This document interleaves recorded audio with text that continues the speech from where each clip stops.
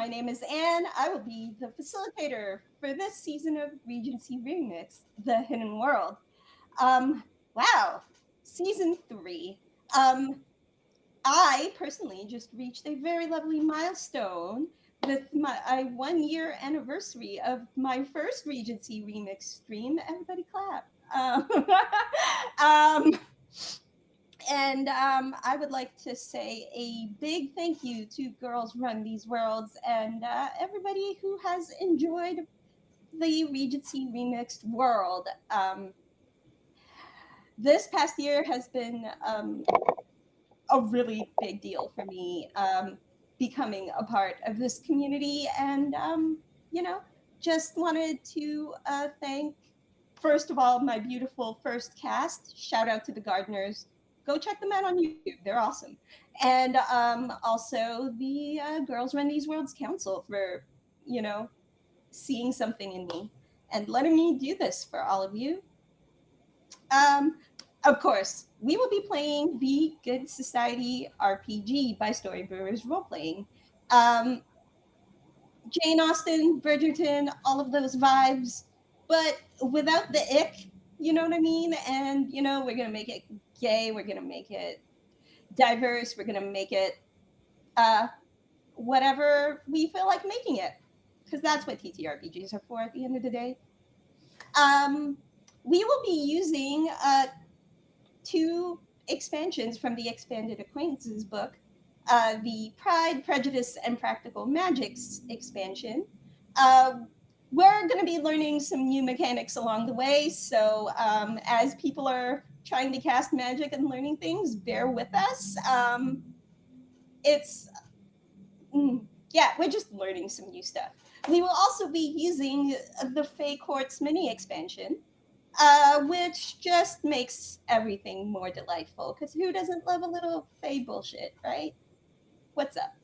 Um, I would now like to have my cast introduce themselves in an order that's going to be totally random because I have no idea.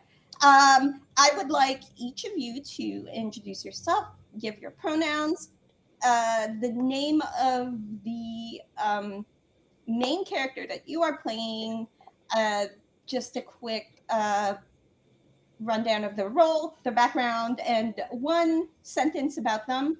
And then also the name of and pronouns of the connection you are playing and for which player. I guess that's the simplest. That's a lot of information, but we'll see. We'll try to get there. I'm gonna start with, oh my god, Rosie, please. Hi, I'm Rosie, pronoun she, her. Today I will be playing Cornelia Blue of the Royal Blues, House of Hues, Court of Splendors. Very long name. She is an heir from Old Money, and I will also be playing Hester Bamber, who is a human, very old, had a fling with our lovely Lieutenant Albina Fernside. So that'll be a very interesting connection to explore as we go through this dramatic story. She, her across the board. Thank you, Rosie. Knox, please, by all means. Hi, y'all. I'm Knox. Oh, and I dropped my Apple Pencil. I'm Knox. My pronouns are she, her, and I will be playing. I was going to say Cornelia Blue. I'm not Cornelia. You're Cornelia. I'm Dulcinea. I'll be playing Dulcinea Cervantes or Dulce, and her pronouns are she, her. She is another old money person. She is the meddler from the Court of Splendors.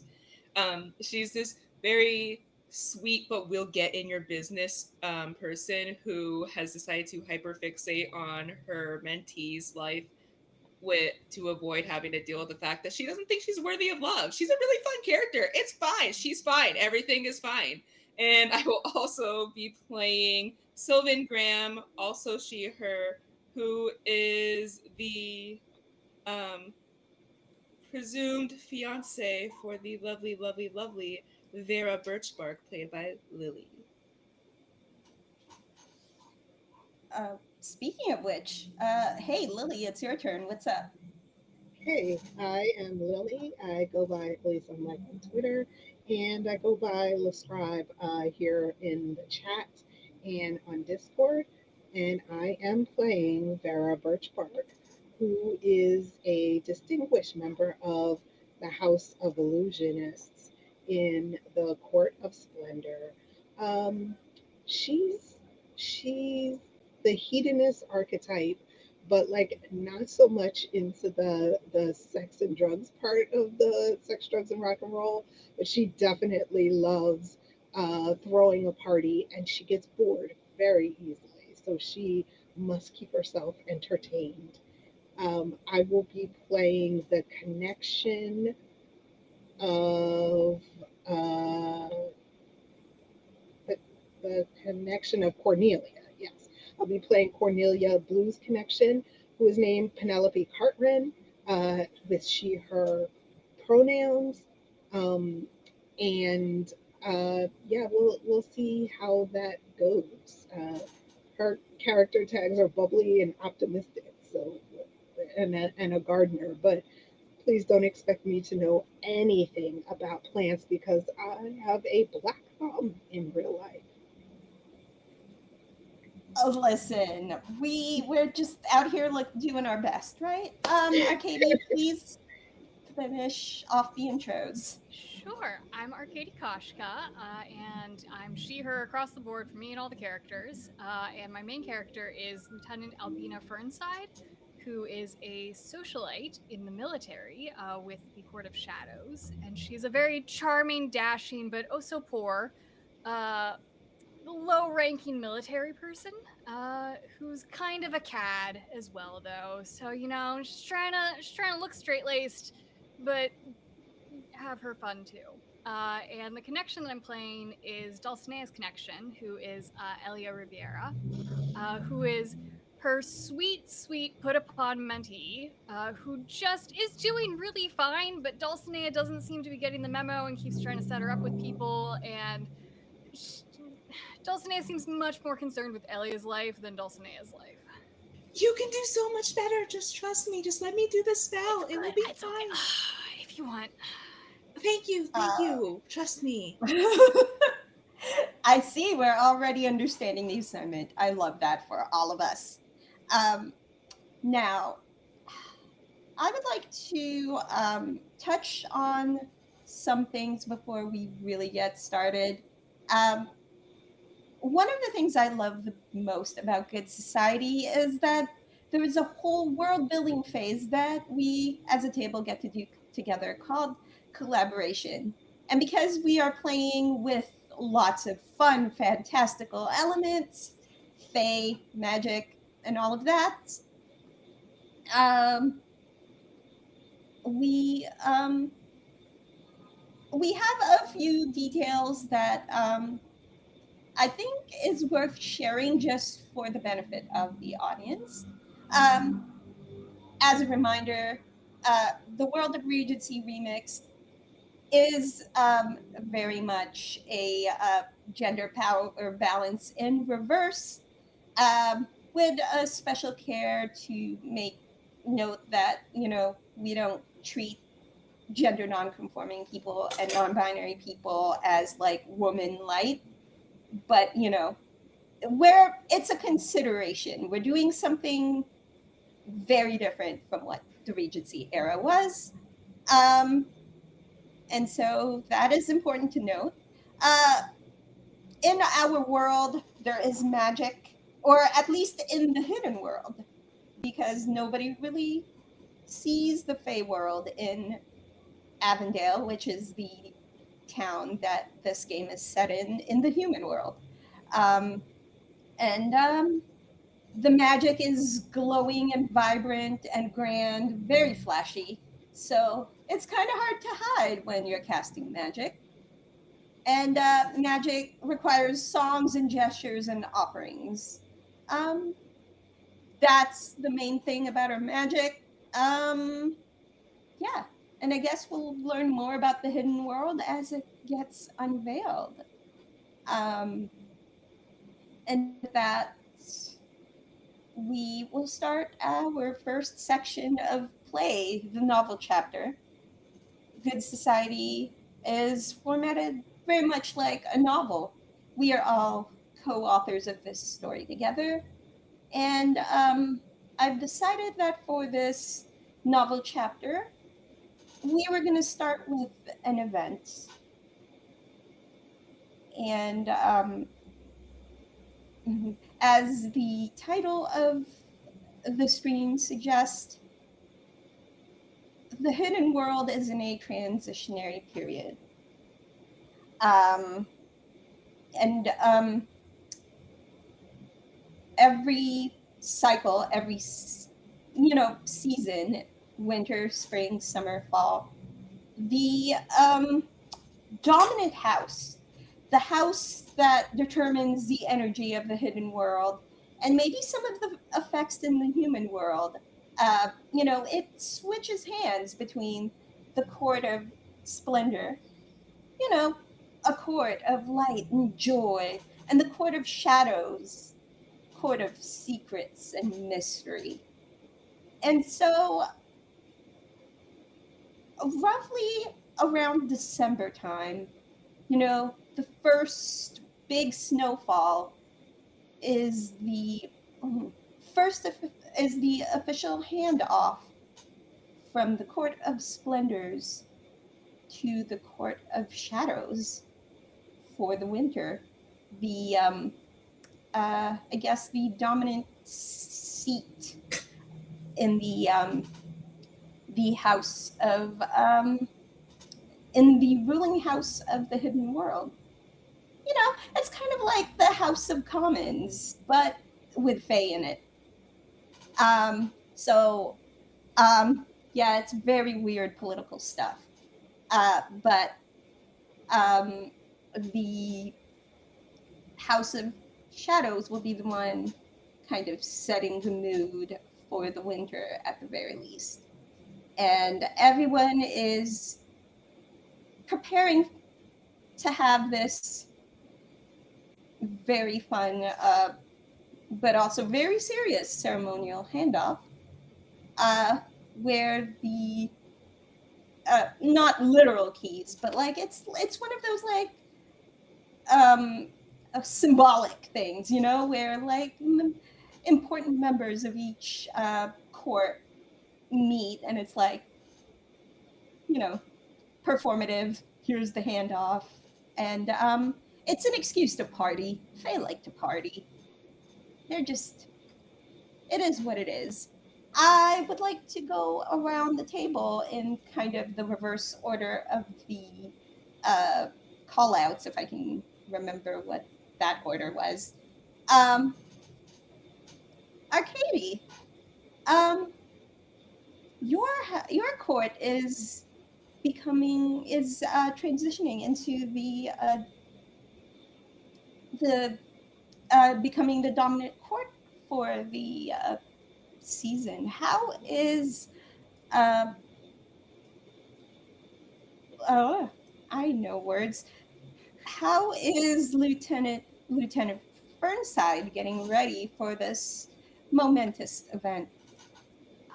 Well, I have somehow weaseled my way into getting an invite to this event because Lieutenant is a pretty low rank, but some like sweet talking charm managed to get me in with the Vanguard to get into the best party ever. But because I can't party until the formalities are done, I'm getting ready by trying to be very straight laced and putting on very good appearances, making sure my coat is buttoned all the way up and making sure that my rank and file is correct because the military is pretty new too in the Fae court. So we're trying to make a very good impression for this kind of first stepping out as the court takes over with our new shiny military. And would you say that you are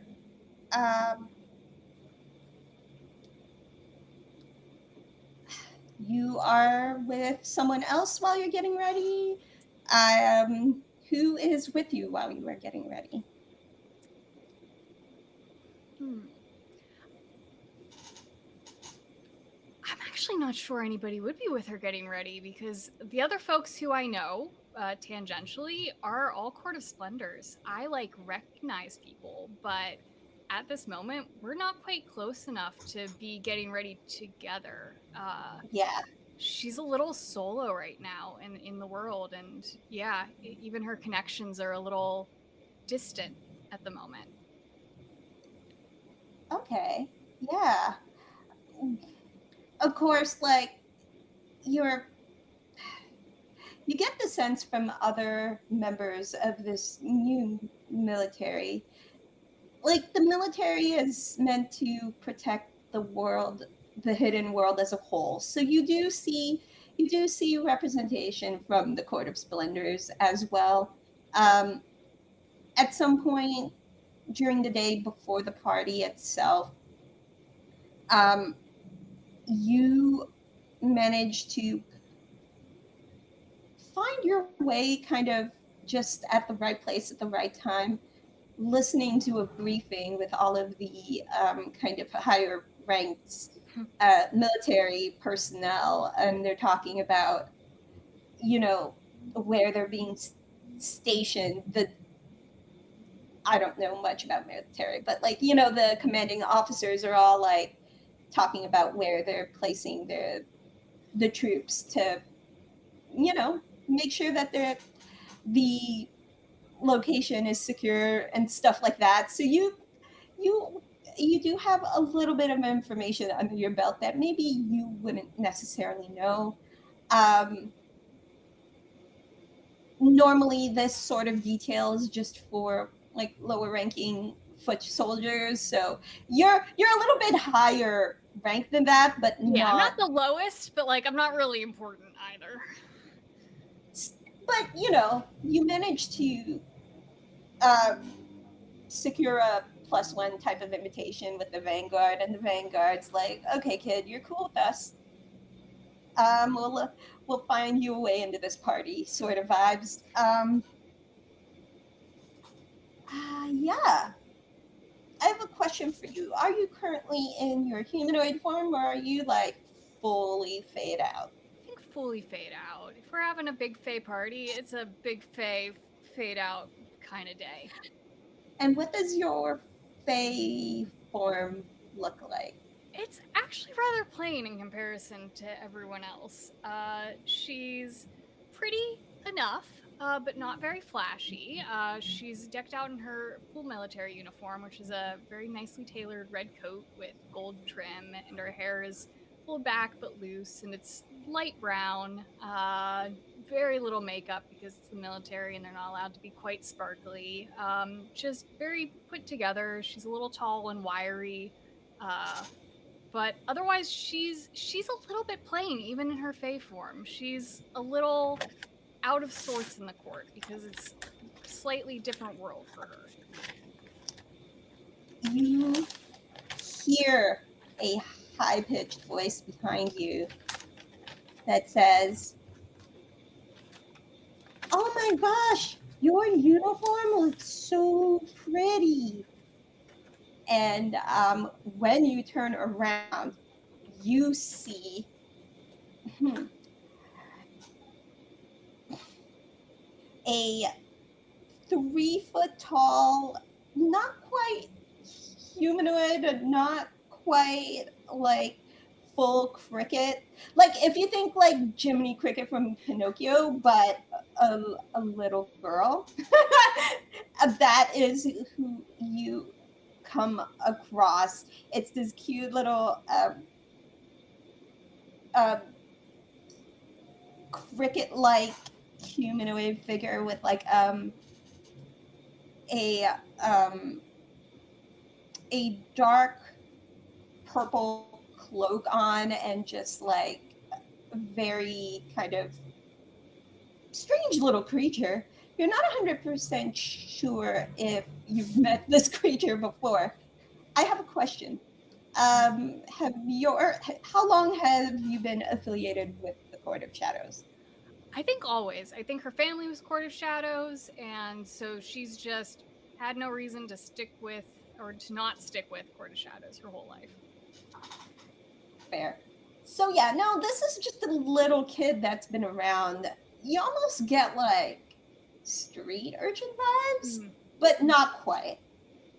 But she's just like walking by, or coming across you as you, um, walk past the meeting and you're getting ready for this party. And Yeah, she I just says, "Wow, you're so pretty." straighten my jacket. Oh, well, thank you very much. And stand up very tall. And your shawl is very pretty too.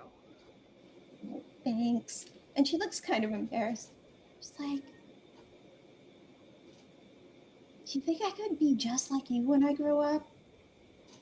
Oh, I think so. I didn't start getting a nice shiny jacket either.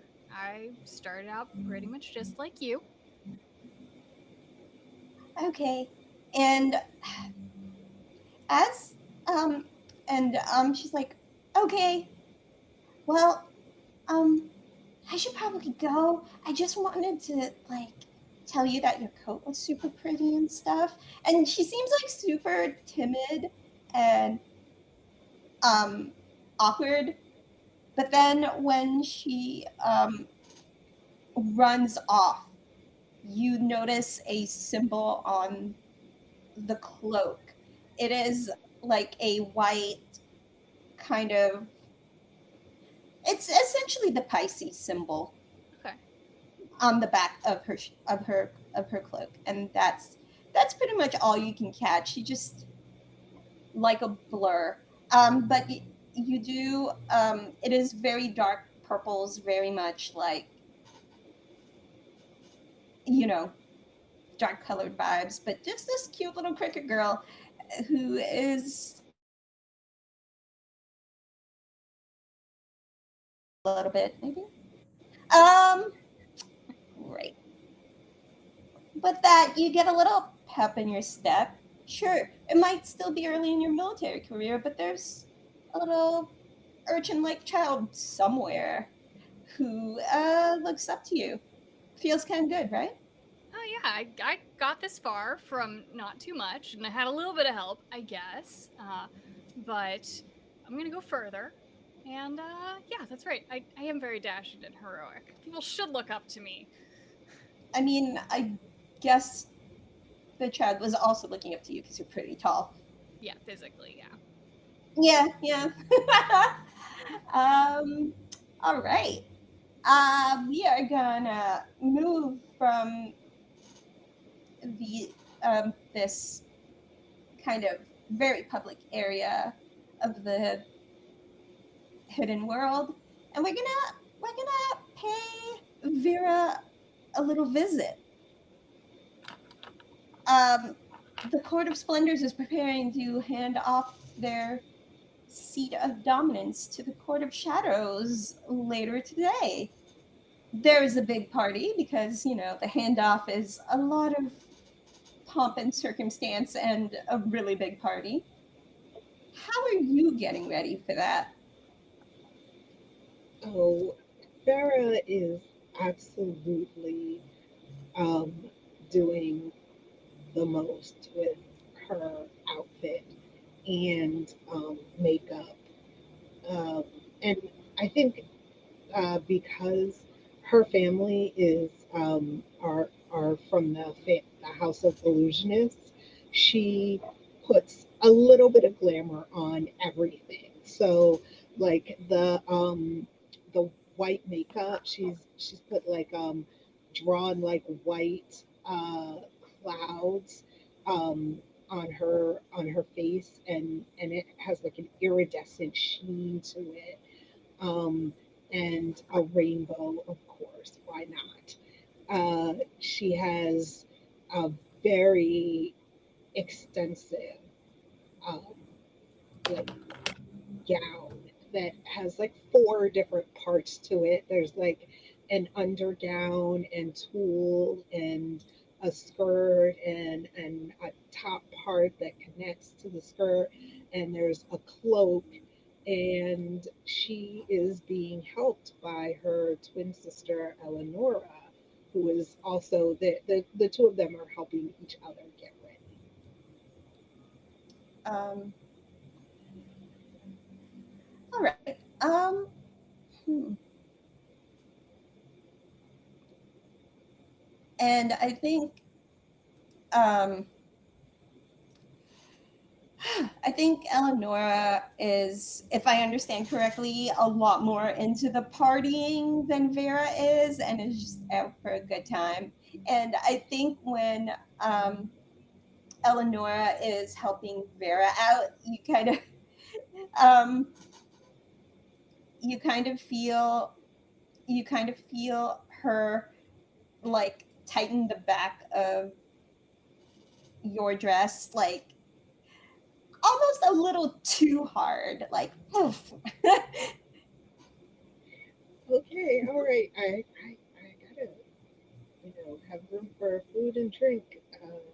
Eleanor, like, are you are you nervous? What's going on? Maybe just a little. I would tell you to loosen up, but instead I'm gonna tighten up your dress. And she like laughs nervously, like she made a funny joke, but it's really not funny. And she just, you know, Right. And I think I think she's gonna like Vera's gonna kind of pull out of her grasp and like turn around and put her hand on Eleanor's shoulder and say, "Listen, we have to do this, every winter. It doesn't mean that we are any less in power just because the Court of Shadows has taken over. We are still birchbarks." I get that. But it's all about the vibes, darling sister. Like they always seem to, I don't know. That whole idea of like the and she you see her kind of conjure up like not a real cloud, but like the illusion of a cloud over her head, and to make her point. And it's just like and it and she says wabam, like it's a big showy image of her, like she makes the sound effect of like a thunder, like a storm cloud, but it has to be loud and flashy, so it's like and then the cloud appears over her head, like to make a point. And I think Vera sort of just waves her hand and like dispels um, the cloud and is like, "Listen, this is a party. We're gonna go out there. We're gonna have fun. We're gonna drink and we're gonna flirt and we're gonna make sure that the Court of Splendors lives up to its name." Hmm. um Eleonora looks at you, Vera, with a kind of questioning look. And she says, well, I'm absolutely on board for all of those things, but I mean, are you? I know there's a growing number of things that aren't necessarily up for your speed of fun, I guess. I mean, I can find fun where I can find it. I I think things will be fine. Um, who knows? Sylvan might show up and always have fun with her. And you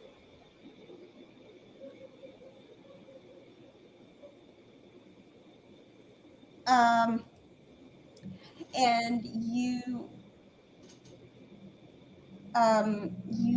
see your twin looking at you, leaning forward, and she says,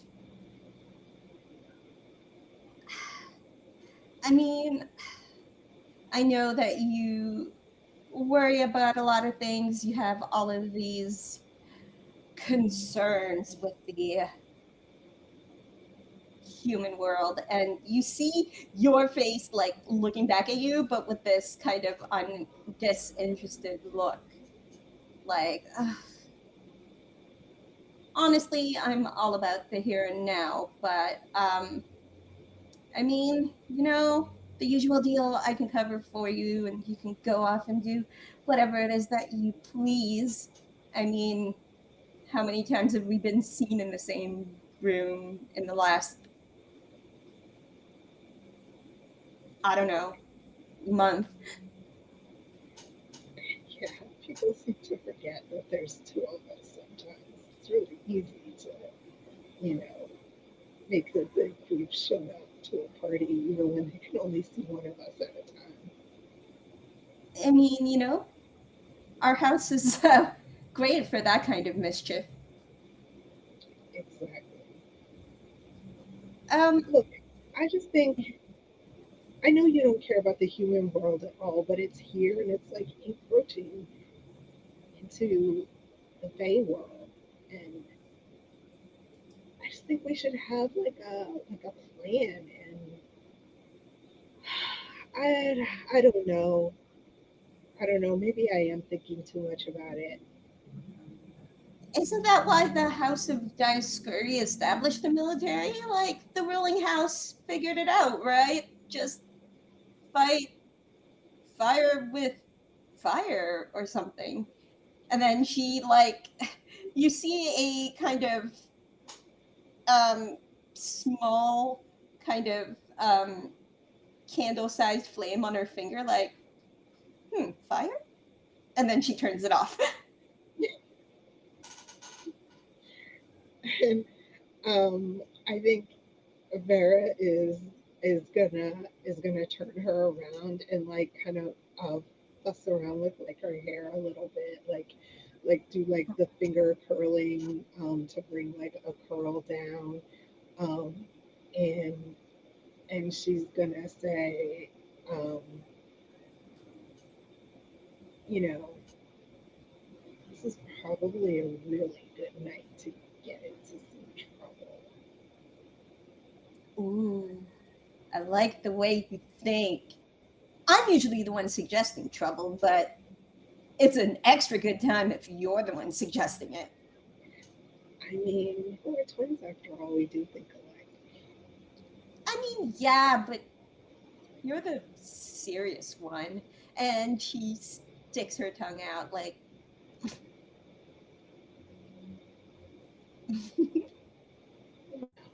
I mean, at a celebration, you can stay serious. all right, all right, all right. Um, all right. Let's plan out. We'll make a whole thing of it, and work magic. And goes her fingers. I mean, Yeah, yeah.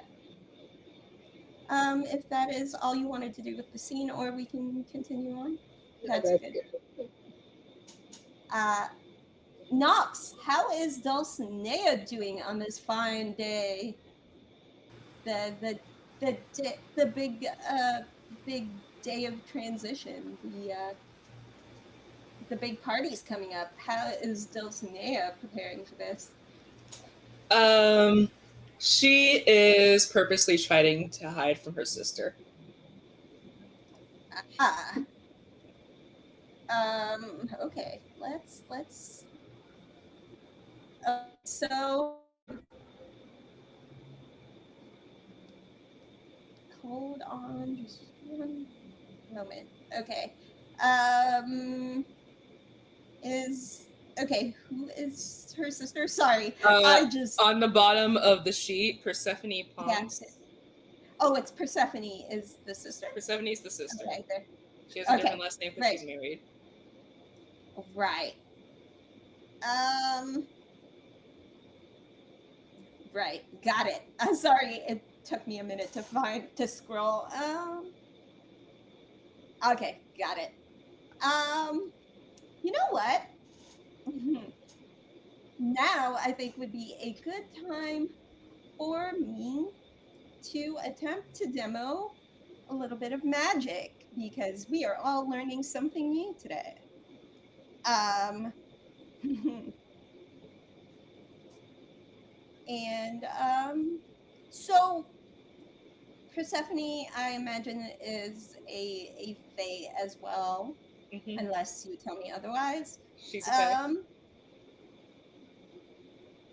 Sorry. Blah, blah, blah, blah. Um, so, and what um what house are they from? Did you take on a house in within the Court of Splendors? I'm No, just trying to find. no, I should have. I I totally mean, should have. you can make one up now. It's totally fine. Um, Um, they are. I really want to just say they're like a very. like a minor Um, house or a no, big they're like house? a up their house. They're more of like a like. They have a lot to do with like animals, Ooh, okay. Uh, we will call it the house like the House of Fawns. the house of fawns, like actual literal fawns, deers, satyrs. Well, I mean, Yes. Well, they're like animals uh, in general, but like flora and fauna. So that House of Fawn. that I mean, the house of flora and fauna sounds really really rad too. All That's right, what you that want works to too. do. Then they're both. All right.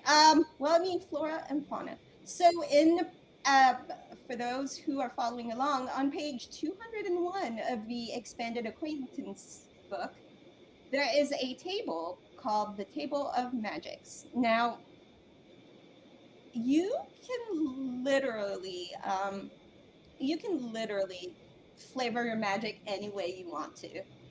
The only limitation is the stuff that we decided in the collaboration tab, which we have noted. But you can essentially do whatever magic you want. When you use magic and you want to affect the story in a significant way, you can either pay a resolve token. It will either just disappear if it doesn't um, affect a specific person, or you can give it to someone if they are the target, if they are the target of the magic. You can also um, yeah, you can also just take a resolve token from the facilitator if you if you want a if you need it, like you can take the resolve token but your magic won't work. And then the table of magics has different questions that you can answer in terms of how the magic takes effect. For instance, if you pay a resolve token and your magic works, your the target of your spell, if it's a person, uh, will choose the question you have to answer.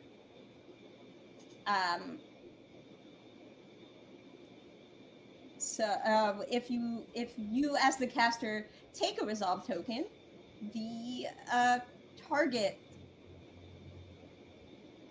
the target um, yeah, the target of the magic will choose the question for you to answer again. um, yeah, you either take, essentially, if you want the effect to either not happen or happen less bad, as the target, you can they can take your resolve token and then it won't suck as bad for you. Or you can take a resolve token from the caster and then suffer the full effects of the spell as intended. I don't know if I made that clear, but try this in practice. Um, so we have Persephone, the lovely Persephone, trying to find her sister. And she she conjures up a beautiful bird shaped like little mini shrubbery that flies, and it's like one of those shrubs that you like shape and cut and trim, but it looks like a beautiful little bird. um so essentially, the magic is the magic is cast so that this magical bird can go and find the target of the spell, which is Dulcinea. Now, here's the question. Do you make Persephone pay up one of her resolve tokens and let it work? Or do you give her a resolve token and it doesn't quite work? I'll take one from her. Okay. I'll let this So what, happen. so what happens is you get a resolve token from your darling sister. And you get to pick in the table of magics, um, because Persephone, as the caster, paid the resolve token, under the column, you get to pick one of the questions. Okay.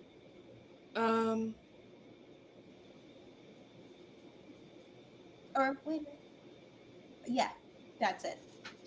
Okay. I want to know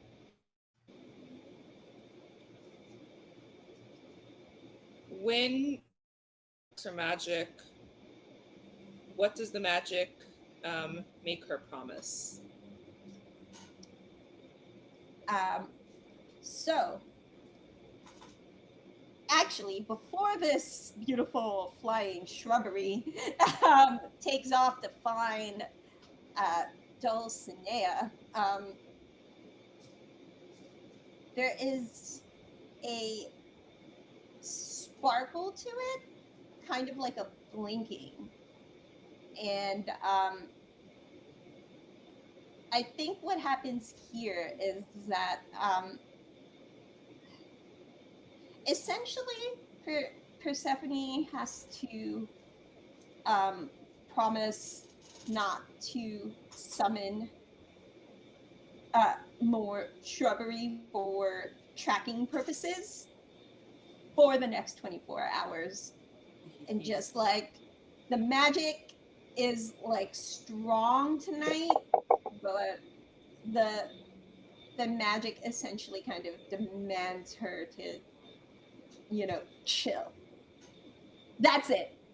The magic makes her promise to chill and not use this specific spell for 24 hours. God, Dulcinea wishes she had that power over her sister. Uh, but it's because the magic is strong in this one, and sometimes magic demands payment. Of course, where does this magic shrubbery find you? This magic flame shrub. I'm hiding in the closet in her old room In behind a series of Persephone's, like, when, Persephone's because old room? Dulcinea lives in their old, where Persephone used to live before she got married. She lives in that, and she's hiding literally behind a bunch of Persephone's clothes because that's the last place she thinks her sister would look for her.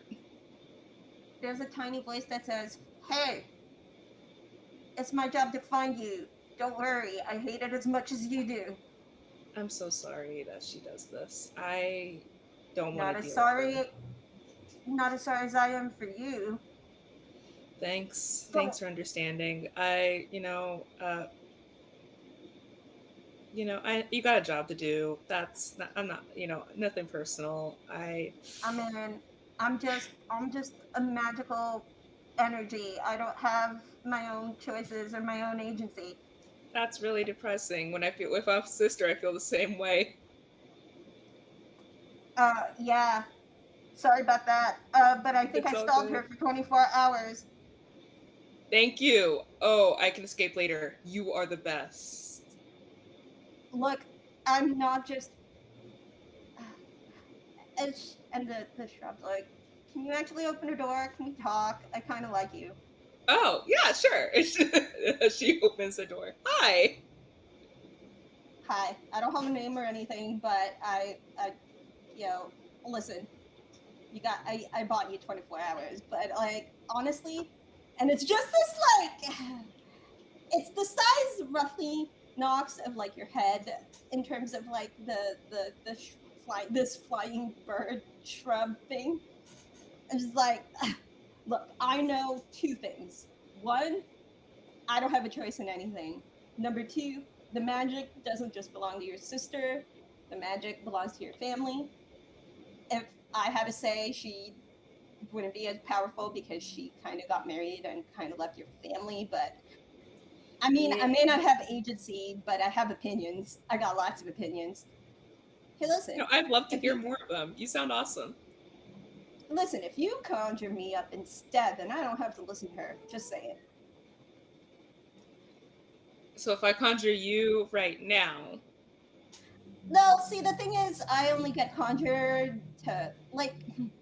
Okay, so here's little kind of cheat sheet for you, and this bird-shaped shrub leans forward to you like, don't tell anyone I said this. I mean, I'm gonna like disappear in a few minutes anyway, but like, don't tell anyone I said this. But just one of the weird things about your family's magic is that like, we can get conjured, we do a thing, but we stick around for a bit. We don't just disappear once the job is done. It's like a really funky side effect.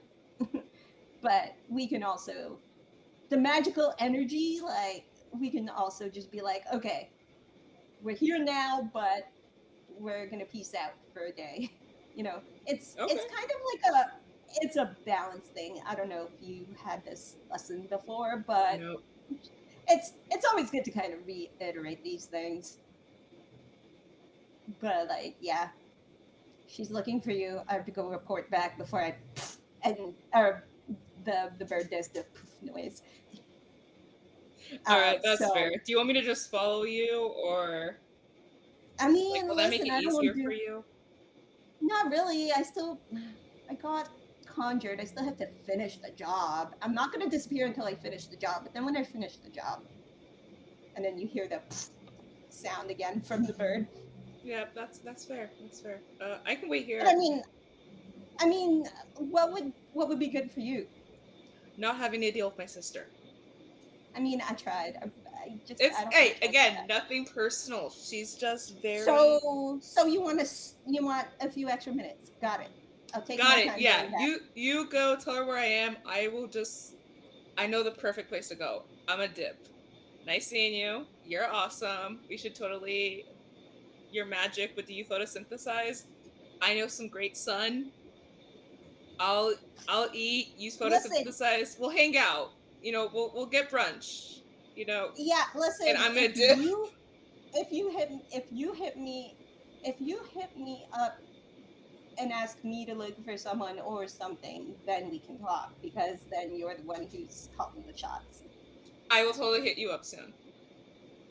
And then the funniest thing happens to this bird because this bird shrub took way too much time hanging out with you.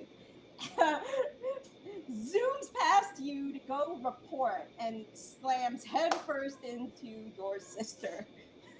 And then what you see is the shrubbery go like actually literally go um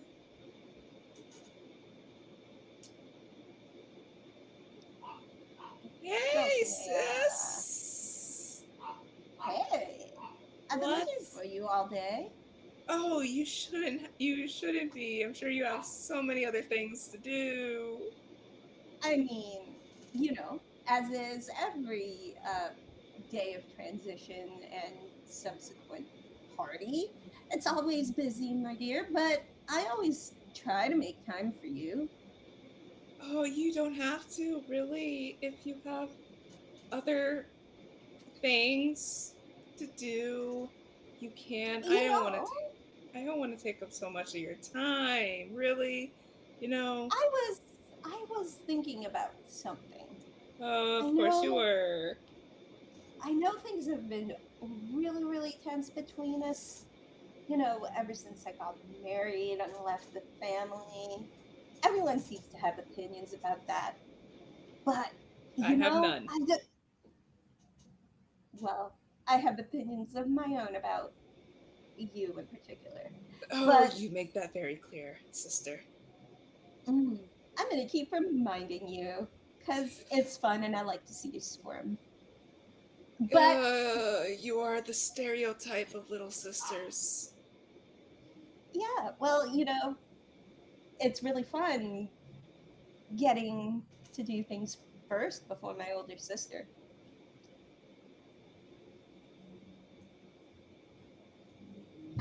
Not gonna be a To be flower again. I'm not gonna be a flower again. Not today. Not today. to be to be fair, Because I know I'm not gonna you regret it, and I'm not staying in that stupid garden for 24 hours. I'm not gonna do it. I'm not gonna stay in mm, that garden for 24 hours, but I'm so not gonna regret it if. that would be that would be a first if you managed to stay out of the flower bed. And she laughed. You like being bitten, don't you? I mean, listen, I'm not the one who spends my days in the flower bed of folly. Look, if you knew how to handle yourself better, you'd end up a lot further than even I could dream of. You know, It's only because you our have no entire imagination, sweetie. It doesn't mean much. well, I mean, it's just a shame there's so much untapped potential here. But you know, I was thinking that maybe hmm, you should come with me to the big party. I mean, I know you're not huge on the scene, but it's never too late to make a splash. You know, I like staying dry. I have plans tonight. Um, you understand. Sh- Thanks for the invite, though. You know, but I've got literally any other thing to do today. Uh, there is a grin on your little sister's face, like you know she's gonna say something real annoying, and you're gonna go for the chomp. And she says, "Well, you know what happens to plants. You know what? Oh no, we're gonna wait just one moment for that. Um, oh boy, damn it! I was so close to delivering the line. um, while we wait for technical issues to resolve themselves,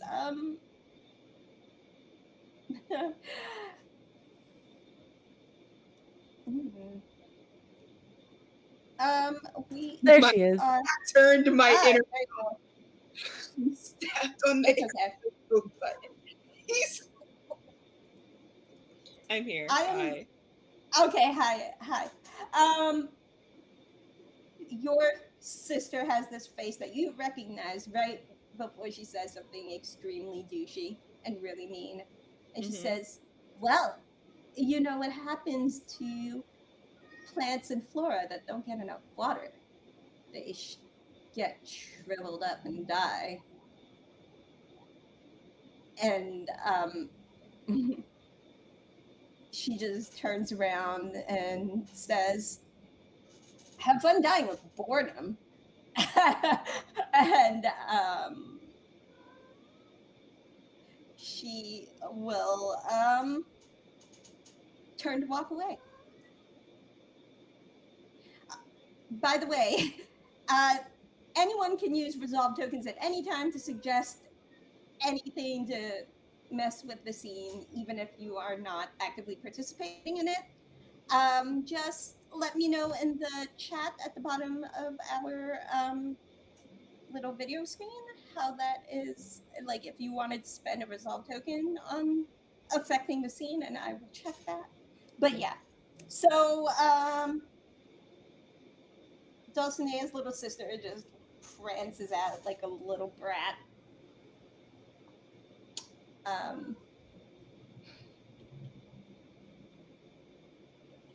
You know, one of these days I'm gonna bite her so hard that I add time.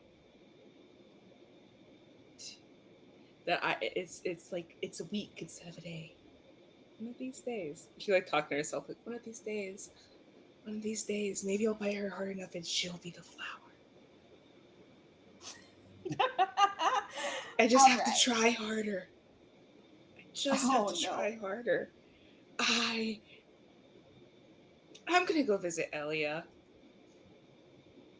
I have a question. What are your plans if you're not really a party person? She is a party person. She just didn't want to go with her sister. I mean, that's absolutely fair. She was definitely gonna go. She just didn't want to go with Persephone. Are you gonna? What do you look like? Or getting ready, I guess. She's wearing lots of very bright, vibrant colors, like this very deep blue with like a bright orange, like flower top. You know, her hair has just like lots of flowers and twigs in it, trying to keep the cat from like turning my internet off again. And she's just like very bright, and it's not exactly like the kind of proper like just one solo like deep rich color that Persephone always chooses. It's very different from the house colors, I would say. Like it, like the house of fauna is very much like elegant dark greens and nature tones and stuff, but you're like full on bright and flashy, and I love that. Yeah, she's very like, she was like, I know if I wear what I want, I'm gonna have to deal with her, and it's like I'm not dealing with that. Things like that. I mean, that's absolutely fair. Yeah, you go and you pay Elia a little visit. Where is Elia right now? I gotta change characters now. Gosh, Elia is probably in her own small room in the household, because she's Dulcinea's mentee. So, and she's a human, so she's not really from here. So she's a kind of a guest in the house. So she's a tiny little bedroom, very modest, less bright and colorful than Dulcinea, a little more subdued. And please don't look at me.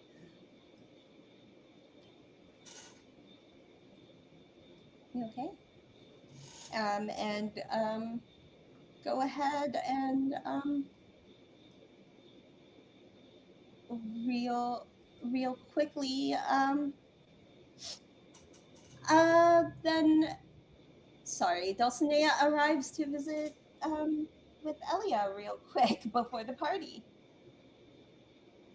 Yeah, Dulcinea definitely knocks, but it's like a very fast like knock because they definitely have had this conversation before. Like, Dulcinea, you cannot just walk into the room. Mm-hmm. Boundaries. And yet still there's like a little exasperated sigh. And I like look at myself in the mirror. Okay. I open the door. Dulcie! Hi, how are you? Okay. I just talked to my sister. Oh no. Oh, how'd that go? I'm not a flower. I'm not a flower. I take her hand. I'm so proud of you. I'm so proud of you. Thank you. You did it. You've gone like 3 weeks without biting her. I'm so proud. It's truly a new record at this point. What did she want? Um, she, oh, she just wanted to invite me to the party that I was already going to. Wants to, marry me off and be herself. She wanted to be herself, which is I usually a mean, wonderful thing, unless your self is Persephone, in which case it's not a good thing. isn't she gonna know that you lied to her when she sees you at the party that she's at too? I didn't tell her that my plans didn't involve going to the party. What I said was I had plans tonight, and by visiting you, I have fulfilled those plans tonight. Gosh, dolls, you're so smart. That's the fairy logic thing that you guys do. You're so smart. Yeah, yeah, I just, oh my. Hey, I know, I know. do you need anything?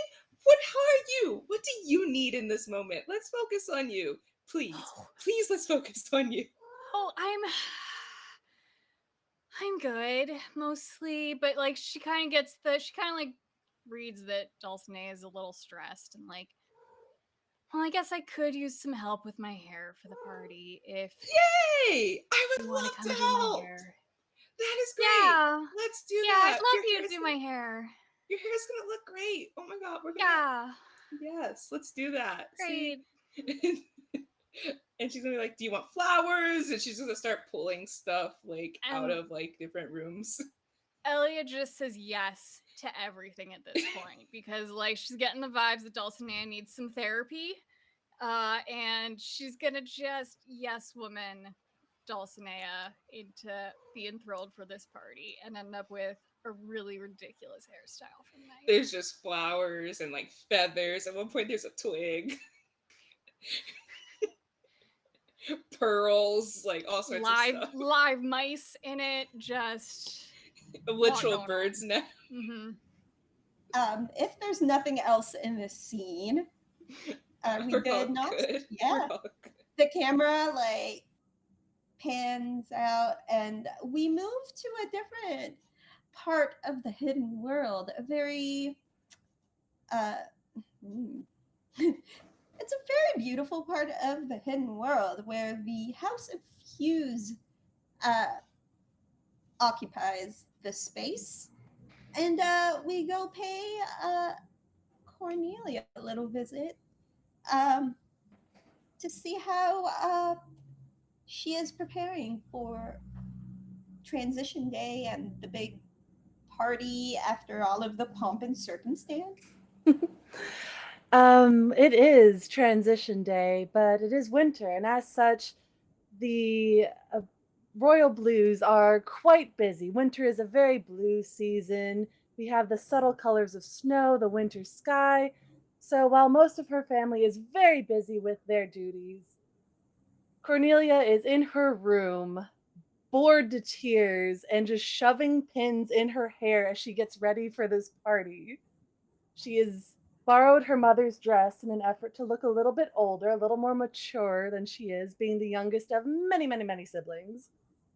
She has dressed down a little bit in order to carry that I don't need to dress up in order to be important. I'm already important is the vibe she's going for. So very tightly bun hair, very big long sleeves in the older style that all of the older members of court wear. Pearls, very classic looking accoutrements. Flashy like all the silly young things that go to court. But she is just very quiet and a little bit solemn as she is hyper focused on preparing her facade for this party. The House of Blues uh, has an interesting support staff structure. Um, each of the, I guess, many children of the Royal Blues, how many children exactly, Cornelia? Oh, there are just so many. So much so that they get divided into sections. Cornelia's particular section of siblings is the spring blues, so all the flowers and all the little dots of blue, the pastels that come out in springtime and summer. Oh, they're so it's like seasonal sections. Yeah. Got it. All right. So interestingly, the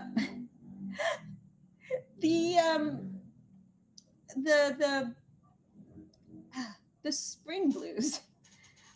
They have um,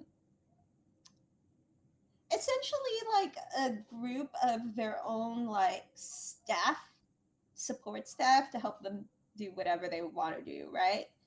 And their support staff, they're they are you know, various heights in their humanoid form, but their fey forms are blue jays. Oh. So in the spring blues have their team of fey or blue jay infused fey, helping them dress for this party. Like the royal blues are turning up, even though technically this is the winter blues event. So those siblings are kind of the spotlight siblings, but you somehow out of all of the other blues out there of the other seasons, somehow you have, I am going to say, managed to finagle your way into this party Oh, because yes. you're one of the younger, more mischievous blues. Tell me, Rosie, how did Cornelia get herself into this party, even though it's a winter blues event? Oh, absolutely. Well, her great great great great grandma is the sky, and as such, that trickles down to the winter sky and the snow. And she has made great efforts to connect with that side of the family since they are the more important blues, especially this time of year. I think she, in particular, made friends with her cousin Snowflake, and kind of weaseled her way into being her escort for that evening. Oh, you can't possibly go alone. Here, let me help you. I will help you get dressed. I will make sure that you look just as important as I do. Let's go together.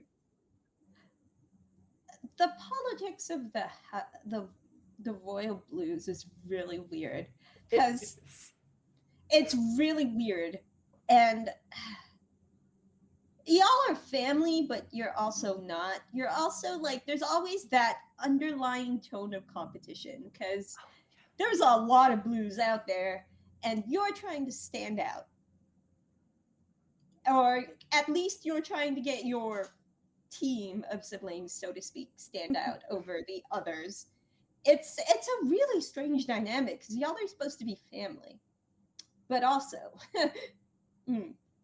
And the dynamic between the winter blues and the spring blues is really strained by comparison to other dynamics because y'all kind of share this uh, time of dominance, I guess, where you kind of have to work together. Like, so, you know, the winter and the spring, you guys have those two seasons before the next transition back to the Court of Splendors, right? So you guys have to really learn to coexist and work together. And, you know, it's very tense in the House of Blues. Meanwhile, the vibe you get from the like like the southern wing from the, you know, the summer and fall blues, they're having a great time. They're getting off the clock. They're not in charge anymore. They're like, yeah, the, you know, we don't have to deal with the Court of Splendors. We don't have to deal with responsibilities. They're having a party before the party. Those guys are like, um, you know, they're having their own party because they know they don't care about the big party. They're like, you maybe thought that you heard some really loud noises from the southern wing like party. You don't. You're like, I'm not gonna ask unless you do ask, and then I think she's been through enough cycles that she understands that's what's happening. She kind of rolls her eyes as she shoves another pin in her hair. Yeah, so your Blue Jays are your team of Blue Jays. You have a specific team that adore you and want to help you. Um, and there is one gentle voice that speaks to you, kind of like the head of your team that Mhm. just says, Miss Cornelia. Uh, Yes. and her name is Lilibeth. Oh. Just a long time, long time support person for you. And she says, "How are you feeling this evening?" Oh, quite confident actually. I feel like this is going to be my year to really explore the winter blues, hopefully make some more connections there, and maybe make my way up from just coloring cornflowers. I'm dreadfully bored of coloring the cornflowers. They only bloom 1 month a year, and I would love more to do, to be honest. And I think that this is the year it's going to happen. Well, uh, if I may be so bold to offer a little bit of insight, and you feel this like they're bird wings, like their humanoid form is kind of partially still a bird, and Ooh, your dress is being fluffed by feathered bird wings. wings a little bit. They have this thing where they can do a partial transformation where they just like they're fluffing your dress or your outfit, whatever you're wearing, and they say, um, if I may be so bold to suggest that perhaps the way you can stand out this season is to suggest something that I know is quite a challenge and quite difficult in this house. Mhm. Perhaps you might suggest to your siblings in the Winter Blues to try collaboration. Oh, I hadn't thought of that. Do you think that would work? I mean, all you can do is try. The lot of you are so stubborn. I have seen at least 100 years of generations of blues come in and out of this house as they see fit, and collaboration was never this house's strong suit. Well, no, there are quite a lot of us, and we're all very protective of our roles. Um, I might suggest that. I am quite buddy-buddy with some of the Snow siblings. Maybe I could take over some ice? Or maybe a frozen river? Something small to start. We'll see. I like the way There, you think, Lilibeth. there is another voice that pipes up from like kind of lower to the ground, kind of adjusting your hem.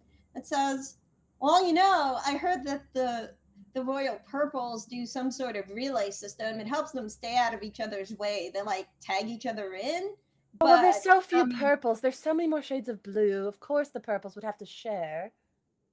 well, yeah, but I guess that works better with a smaller house, I guess. Yeah, and it becomes this kind of gossipy thing where I was like, oh yeah, the greens they do this, and like different families within the House of Hughes, there's like all of this talk about how everybody gets along fine, but the House of Blues has always had this underlying We're tension. so And competitive. it's like the royal blues toxic trait. Hmm. They're competitive as all heck. And yeah, you are getting ready. You are essentially ready to go. Is there anything else you would like to do before the party? Um, ooh.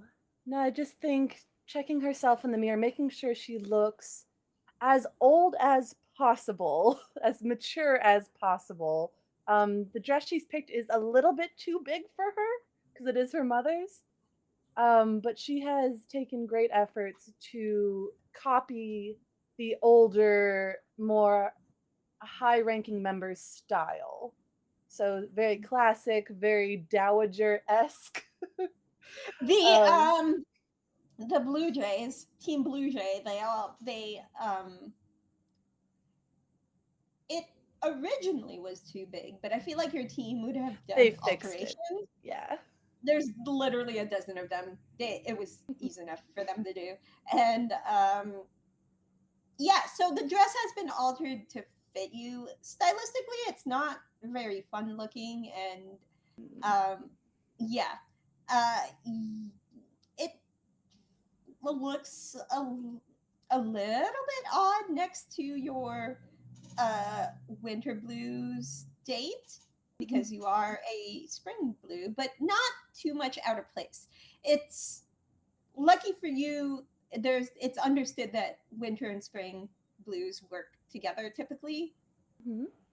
It's just, or at least aesthetically, they look okay. Like Yeah. the weird part is that the tension in the royal blues is kind of a historically well-known fact among like the hidden world. It's like, so when so this is going to make a statement. It may not make the statement you wanted to make, but people, this is a moment, a decision that people will definitely notice.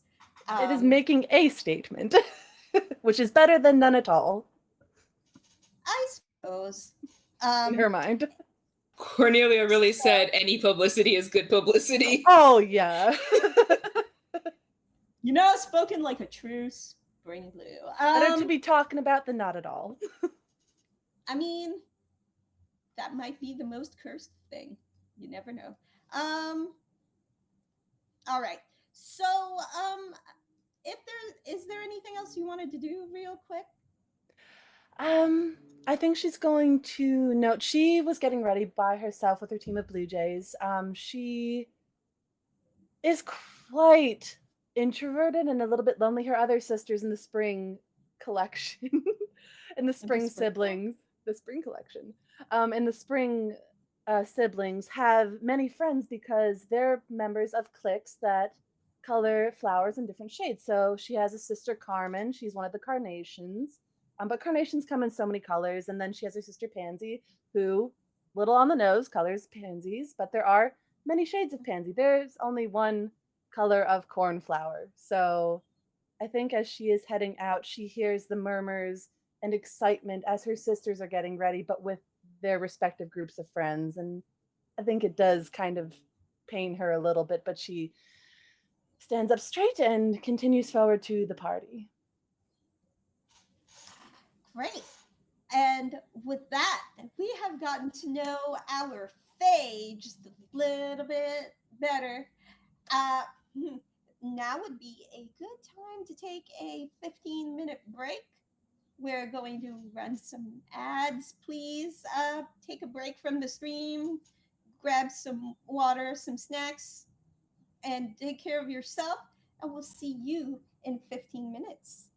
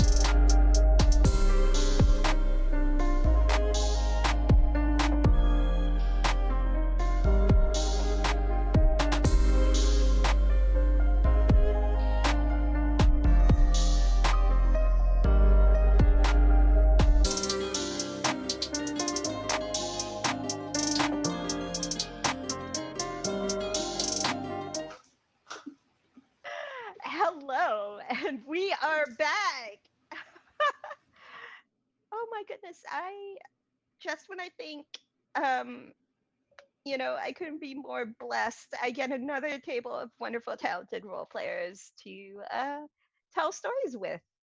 Uh, so before the break, we got to meet our Fae. We got to learn a little bit about a piece of the hidden world, the day of transition. You know, that shift. The the changing of the vibes, we'll say. Learned about what makes our Fae tick. And now we party. Well, no, I lied. Before we party, we do some serious ceremonial stuff. And we turn the page on this next part of our chapter. Each of our Fae are have already arrived in this.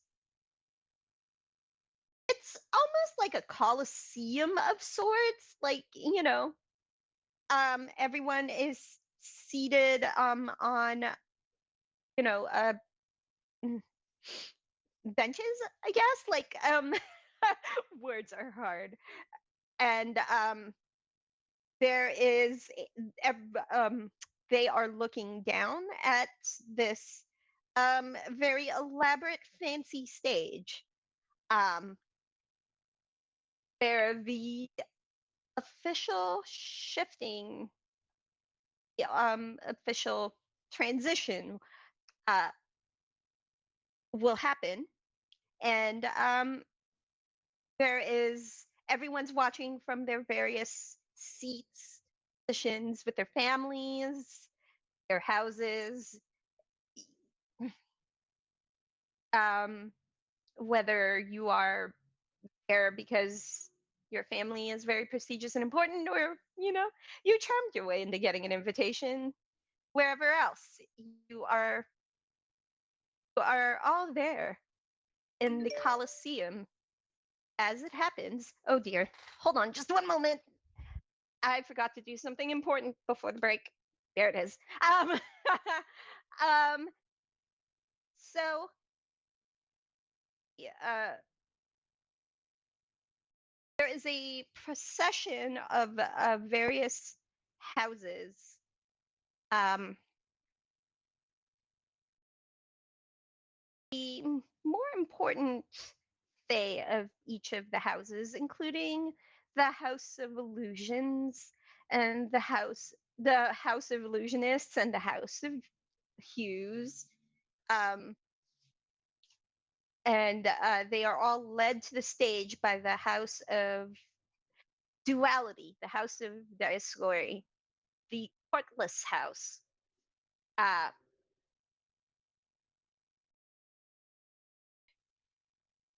there is a large golden key that is carried by uh, yeah, House of Shadows delegation, by the House of Illusionists, actually. But it looks like it's floating because the House of Illusionists is literally like invisible. It looks really cool. Very much in the style of the House of Illusionists. It's a floating key. From a distance, you can't even tell. It's a floating key. Yeah. So they get over. And then the House of um sorry. The um the House of the House of Hues, specifically the summer and fall blues and the purples and all of the other colors. They are the delegation from uh, fall season. So they receive the key for the kind of ceremonial transition. It's very uh kind of regal and kind of boring actually.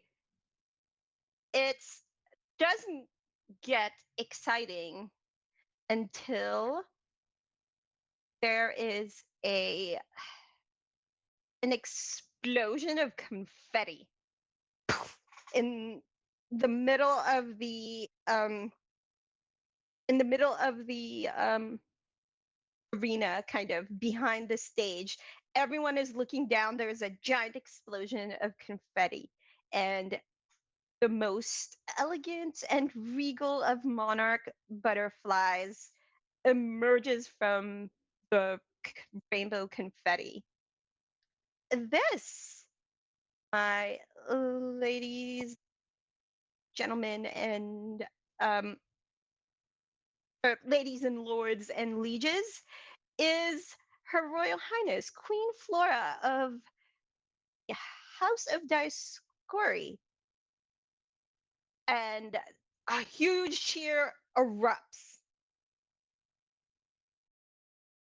And cutesiest, tiniest little voice, because I love doing those apparently, just says, I declare this ceremony over. Let us all party. And that is the extent of her official business. And you see her shift from butterfly form into this very majestic looking, uh, more humanoid, but still with the elegant wings and colorful, like rainbow hair. It's like word gradient, like it's gradient rainbow. It's rather than it being pulled up all proper, is just wavy rainbow. And she essentially summons this magical energy to transform arena, the Coliseum, into one like huge party venue. And because she's the queen, she can in fact do that. Um, there is something you all know about the queen by reputation. She's actually fairly young. She's like old enough to be the queen, but she's also still fairly young for a fae, because fae are infinite in their age, and you know there are rumors floating around that her mother disappeared, her mother ran away, her mother got stuck in the human world. There's all sorts of different different stories that have been circulating about Queen Flora's mother, the or Queen, not Queen Flora, sorry, Queen Lolly. I gave you the wrong name. Uh, I know what I named my NPCs. Queen Lolly, who is now the queen, Princess Lolly. Um, yeah, her mother, Queen Veruca, disappeared. And there are rumors, but nobody knows where the queen actually went. So now, ruling of the responsibility of rulership is now on a young Fae who is now throwing a really huge party and seems to be having the best time, not acting very queen like. Um,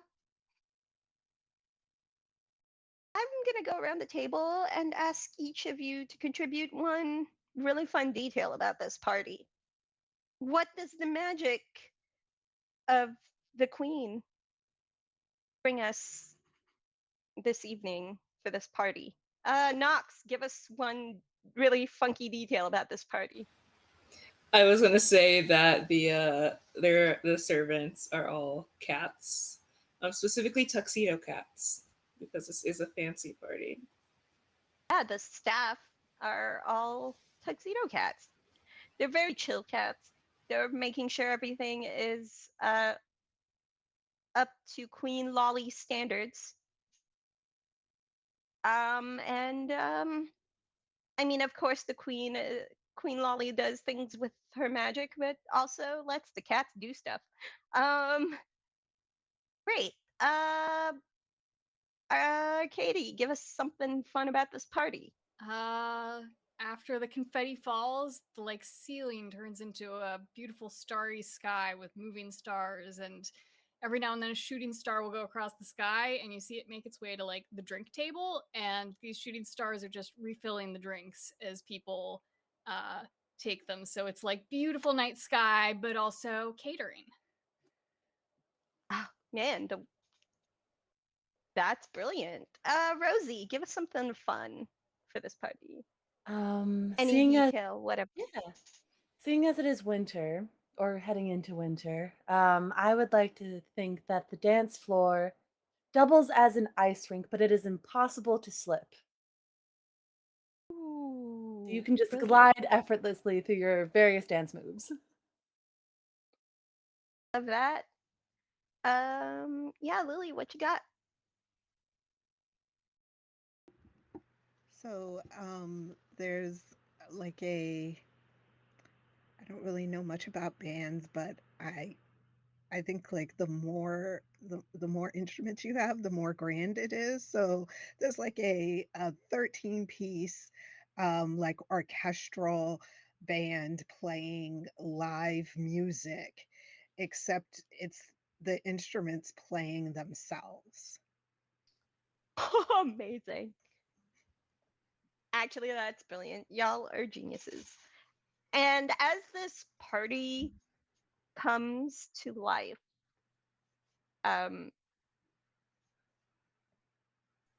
yeah, there's definitely a sense that the House of or the Court of Shadows have, you know, it's it's nighttime. There's evening vibes.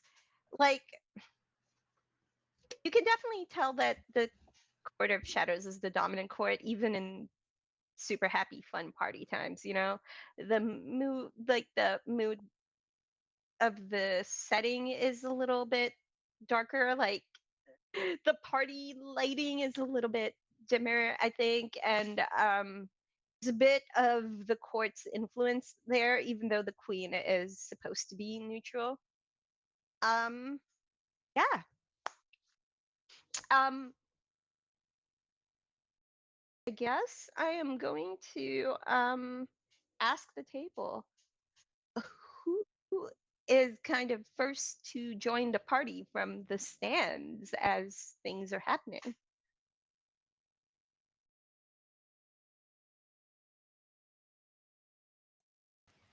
I'll say that Dulcinea definitely is one of the first to join.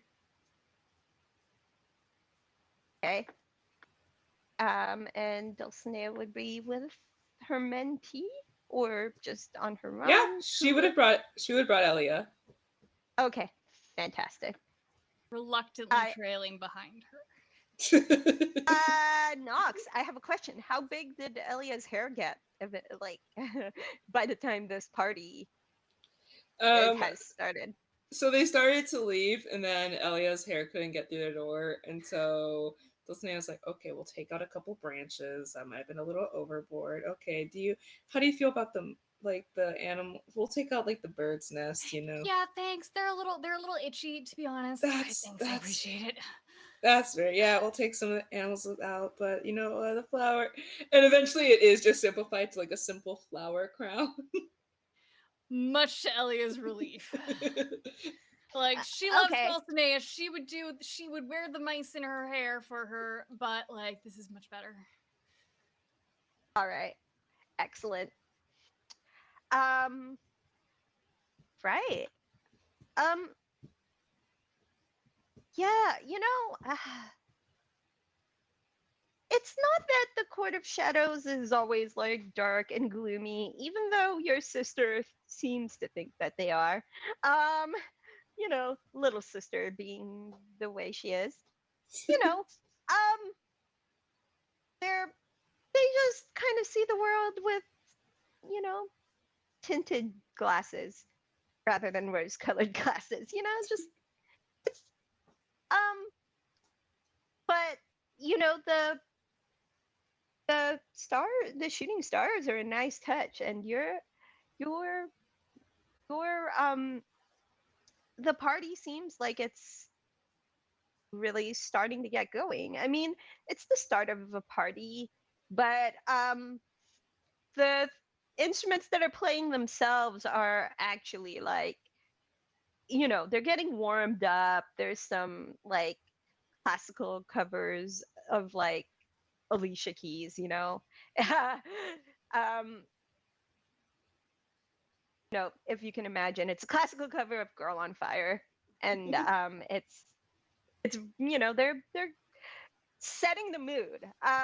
So it's when you walk in, there's an assortment of fae that are doing like the Regency equivalent of partying real hard, which is they're doing some fancy dancing in the middle of this Coliseum area, which has been converted to a dance floor conveniently. Uh, what do you two want to do out there, Nox? Dulce's definitely like excitedly showing Elia everything because it's like this is your first pay party. Okay, Mhm.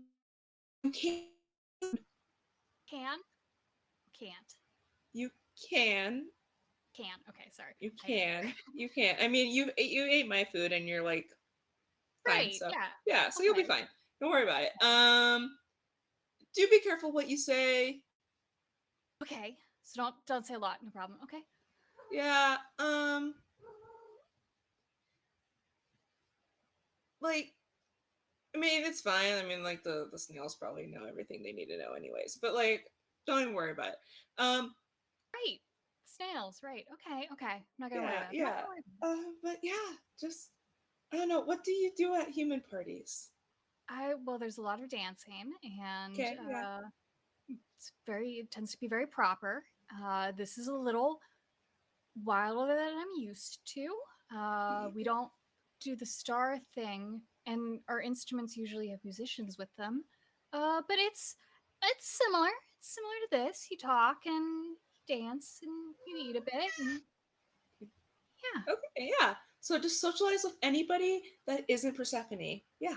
So we can just well let's find a person to introduce you Oh, we don't have to. to do that. We don't have to. You don't have No, this will to. be fine. This will be fine. Elia, Mm, you realize very quickly there's an uncomfortable amount of ankles out there on the dance It's floor. very shocking. Lots of ankles. Dresses have some slits, and some of them are very low. The Yeah, hairstyles are a little more unreserved. It's a little awkward to you be me, suspect and I'm that already a little awkward. you suspect that the hidden world is hidden so that all of these Mhm. things can stay hidden in your mind. You're like, yeah, I understand why they stay hidden. Um, let's see. Um, where is everybody else? Cornelia, where are you at? I think the moment that the ceremony ended, Cornelia is abandoning her cousin to go talk to more important individuals. So, Um, right as the ceremony ends, she gets up and kind of rushes over to where maybe not quite the dance floor, but wherever the most important shades of blue she can find are mingling. um, okay, Where are the so aunties? the hunties. Well, so there's a very stern looking, very stern looking, uncle of yours from the Winter Blues, um, kind of dressed in very fancy navy blues that uh hmm. I'm like, wait, I'm trying to think of the theme, like a name. Yeah, it's your um yeah, You just one of have a your normal name. It's fine. I don't know. I don't want to rip the theme. It's Sapphire. It's Sapphire. Your uncle Ambrose or something like that. Ooh. Like a Mhm. very looking uh family member of the Winter Mhm. Blues. He's probably the most like old school classical, like everything has to be this way. I think out of all of the different kinds of personalities, different blues, he's the one that kind of perpetuates the rivalries, and he's kind of a dick. Mhm. But I And can I can respect that. he's probably the most competitive of your aunts, uncles, like that generation, the Mhm. generation, your parents' generation or whatever above you. And he is talking to um a bunch of other winter blues who are essentially kind of working out a game plan for the next few months. Mhm. Politics, business, boring stuff. Things you wouldn't normally be interested in. Uh, like uh, how do we feel about the human world, the new military, and stuff like that. Ever changing state of the the hidden world. I think she A is little. going to, having rushed around a little bit, spot, like, zero in on her uncle, kind of take a breath, catch her breath because she has been kind of rushing, straighten out her dress, and approach with as much poise and grace as she can.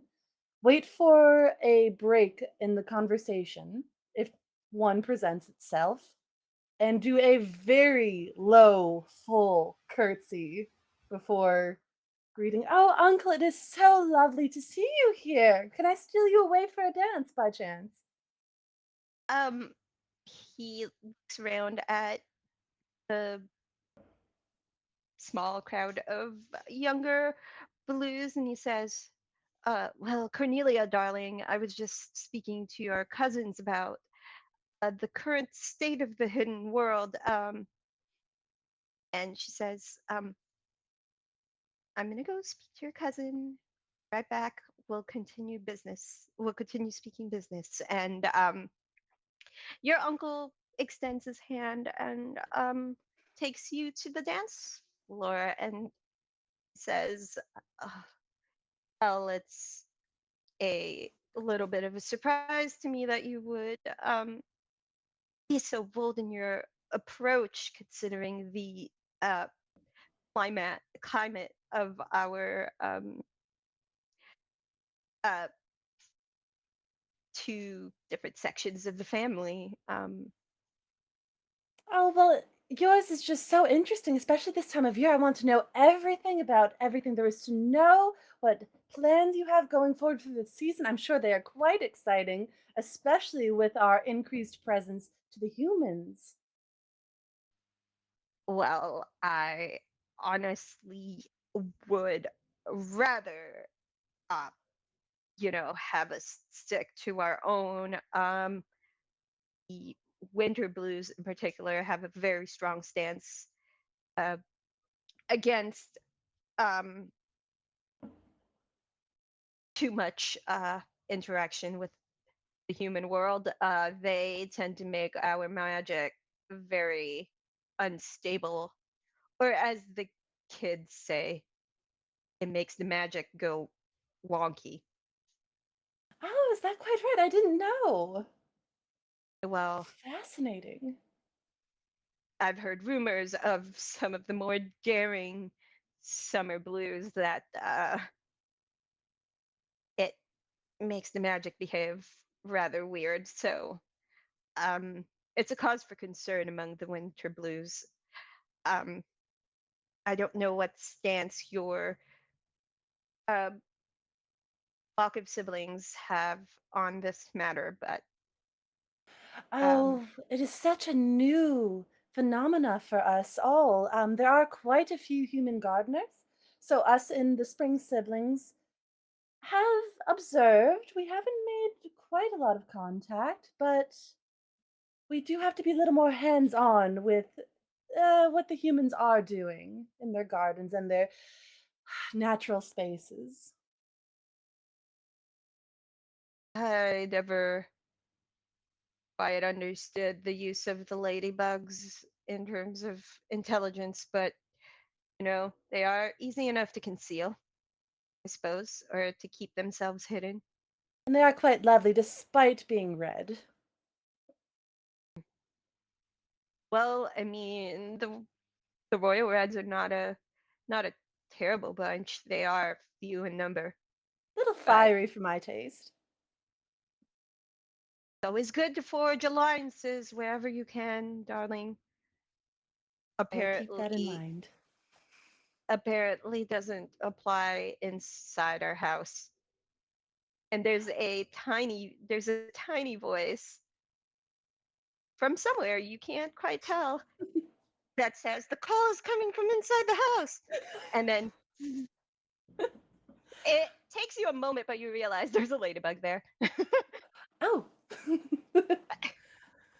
um, well, if you would be open to such alliance, I would be very interested in collaborating. I know my purview is spring, but I do find myself quite unoccupied in the winter if you would permit me to take on some responsibilities, if that would be amenable to you. What I will say to you is that if you really wanted to be more involved, keep an eye out on the 3 week period between or between or the 2 week period, the week before the start of spring and the week after, Oh, that period where we're doing internal handoffs and um yeah, there's a very specific way that we like to do things. Uh, to hand it over to you slightly more chaotic lot. And you can kind of tell that there's a mild there's a mild tone of judgment there. no, I get it. Spring is all about life, and yeah, it's not as solemn as winter. I will keep that in mind. Thank you for the information, dear uncle. Um, as far as having any more involvement in the winter time dealings, if you really are keen, I will send for you. I Oh, will send you a letter, and we will discuss this further. I have to have a think, thank you very and I much, dear will uncle. see I how, do appreciate it. and I will have to see how your cousins feel about it. You think I'm terribly competitive? Well, I mean, I may have passed that down to your cousins a little bit. And the I must last thing go. I'd want to do is step on any toes. But if there's an opening, I am your lady. Well, he smiles, kind of thinking about it, and he says, if you could manage to broker some sort of peaceful arrangement with your cousins, and he gestures at the group of winter blues, younger winter blues, hmm, you might stand a chance. Consider this your challenge. Thank you. I do accept it. And with that, Lily, what's up with uh Vera and who are they with right now? So I think Vera is still hanging out with Eleonora. They often stick together at parties like these, all the more to share in the mischief together. Um, but I think Vera's arrived fairly late to in compare to the beginning of the party because she does like to make an entrance. So when she comes in, there's like little fireworks that go off that like spell out Vera Birch Bark as she arrives, like instead of being announced verbally, and then the fireworks sort of dissipate a little bit, and then it says and Eleonora, um and and she kind of sweeps in and is like greeting people and smiling, and then I think she maybe spots Sylvan in the crowd. Yeah. And Eleonora clocks this. And there is a kind of questioning look towards her twin, like, the twin telepathy vibes. What does Eleanor pick up from Vera? Should she GTFO and make herself disappear? Yeah, I think like Vera sort of like turns toward her and has like a real smile on her face, not like a fake smile. It's like a little smirky actually. Um and she's like, "Oh, this is going to be a good party." Just like, "Eleanor, dear, perhaps you'd like to go and grab some champagne while Um, I go and speak to Sylvan." get a nod and just like a fist offered at you.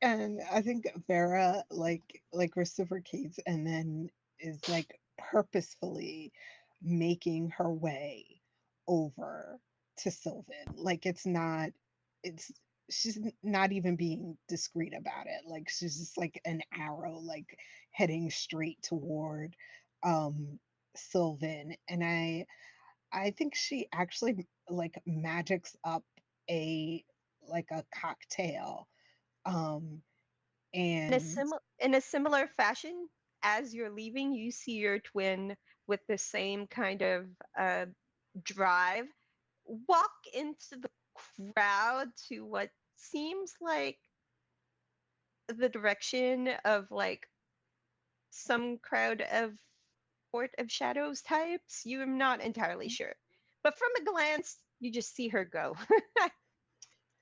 yeah, and I mean Vera definitely takes note of that, like Court of Shadows, why? But is already like too occupied with getting to Sylvan. So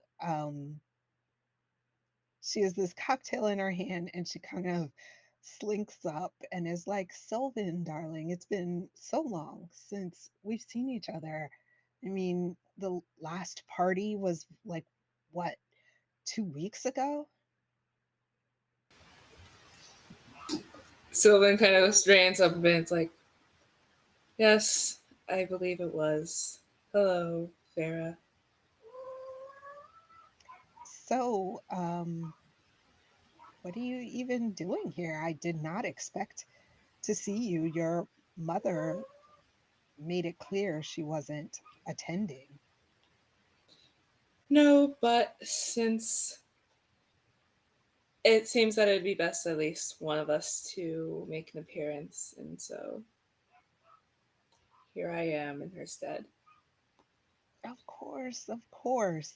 And like she does like that, like fake, like tipping your like head back and like laughing while you swirl your hair around. Um, and she takes a sip of the cocktail and is like and says, "Well, our mothers are talking again. about our supposed engagements, or I guess the presumption of an engagement. That does not surprise me in the slightest. No, of course not. But there are things changing within the courts, and obviously, the Birch Barks and the House of Illusions want to keep their lofty positions, and I'm sure your mother feels the same about your house. She Perhaps most we definitely should does.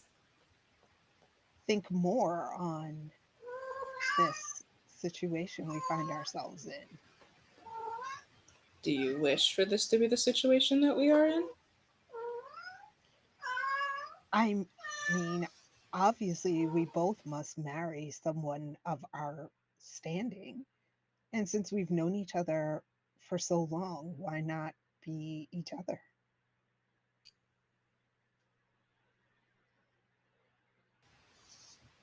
I suppose that is sensible. Of course, Sylvan. Always sensible.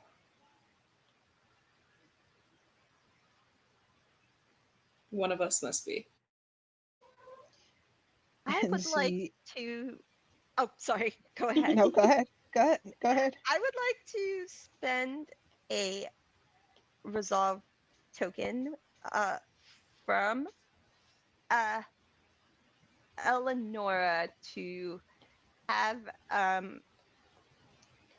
a very kind of awkward interruption, like twin thing, where you kind of before you guys can uh, talk any further, you see like chaos from a distance of where you saw Eleonora had gone, Vera, and there's just a ruckus, and you're like, yeah, there goes my sister. Kind of interrupt your whatever moment you were having. So yeah, I would like to interrupt whatever moment you have, and um, create a potentially reputation cringy problem. A rep. Vera, would you be okay with a reputation related problem in the form of your twin? Sure. Why not? All right, so I will give you a one of Eleanor's tokens, which you can then pass along for good times in the Okay. future. So there you go. You have 3 resolve tokens, and now before you guys could continue your moment, there is there is a very uh awkward and wet looking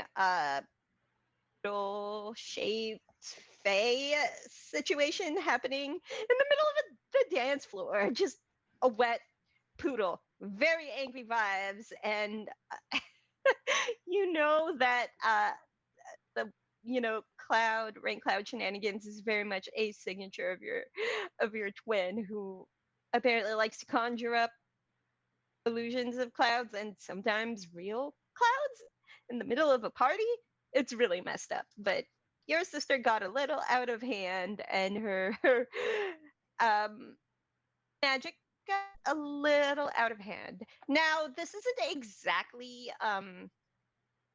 way I would do it, but since I did pay a resolve token, uh, I did pay you. Well, actually, you know what? I'm gonna mess with the table of magics a little bit.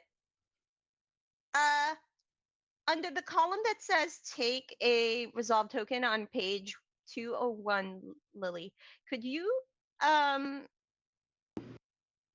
pick a question for me? Show me when you work your magic, and then the one of the questions under take a resolve token. Okay. Um,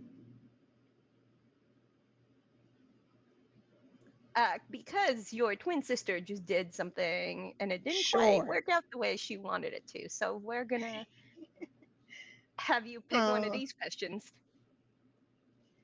I mean, I feel like I must choose. How does this act of magic go disastrously out of control?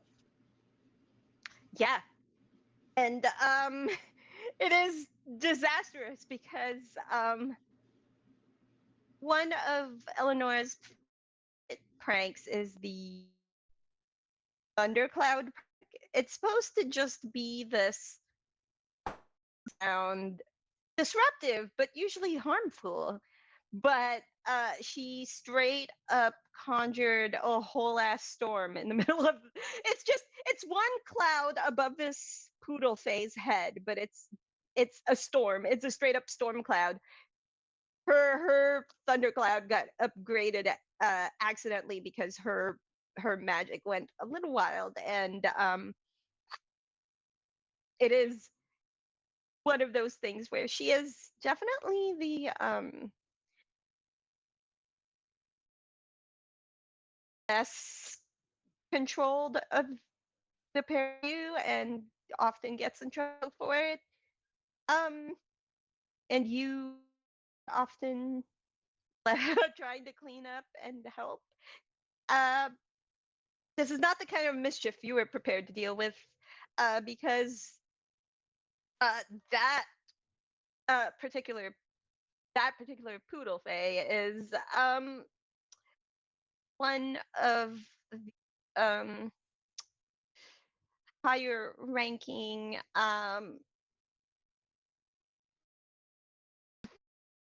new the new military, probably like a captain or something like that. Uh, so it's very awkward right now, and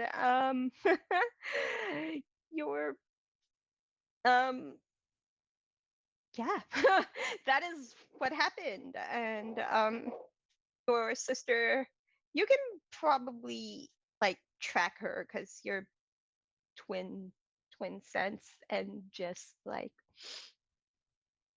your sister bolting.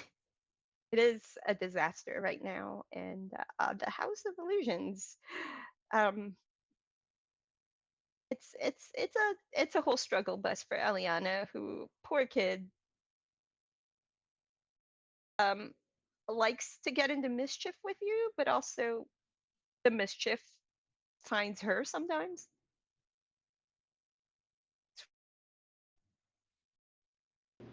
What do you do? Yeah. Um, I think yeah, actually, it's like a long tail that she's holding, and she's like, "Yeah, I don't know." She's like looking around, like laughing at like people, like, "Oh yeah, wow, poor girl." I mean, seems like if you can't handle a party, be here. Poor Sylvan. Sylvan's just like, what is wrong with this family? Sylvan is judging the twin. Oh, most definitely. Sylvan's just like, and that's exactly what I was talking about. I must report this to my. um, and then I think, like, oh, all right, is like Vera's like expression, like, yes, fine, I know, and she's like, and she's like, oh, I must clean up after my sister, I suppose, and and I think she like waves like her hand, sort of like a mini, like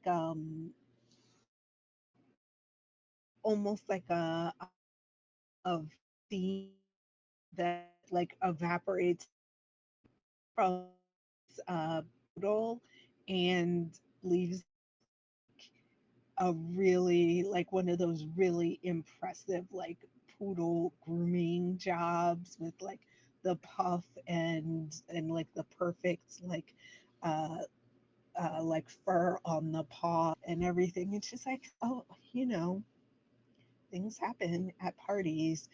I suppose, you know, the thought behind fixing this should count. Captain Franklin, see the red military and the tag or whatever. Uh, uh, it just looks up and says, "Thank you, thank you. I have no idea what happened. Inexplicable. I is going wild." And there are fae who are superstitious by nature, just like with the magics going wild. Especially during like the day before and the day after that time period in the transition, like that day before the day of transition and the day after, like some people have really weird superstitions around that, and just like he's an older fae, and he's like, oh,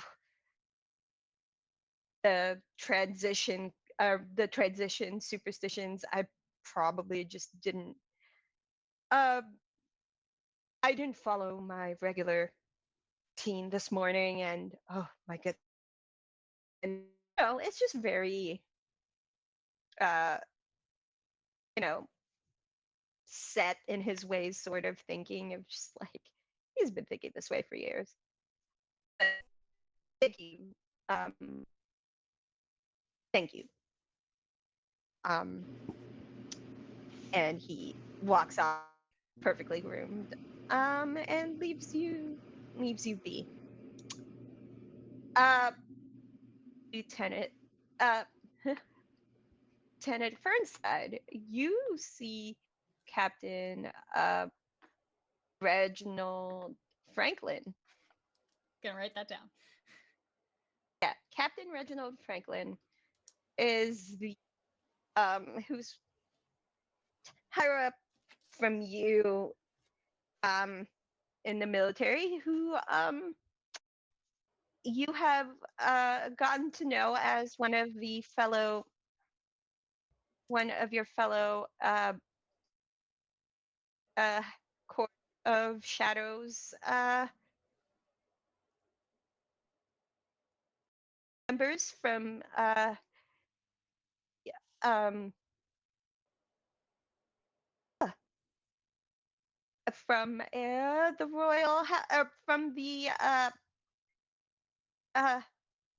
house of hunters. um a fae house of various different types of fae who have loved the sort of hunt. um it's really strange because Captain Franklin's a poodle shaped fae, but you can't pick how you look, but you can pick Poodles can your bite house to a certain real extent. hard. Poodles can It's be true. real mean. It sounds like there's a uh story behind that. Poodles are hunting dogs, right?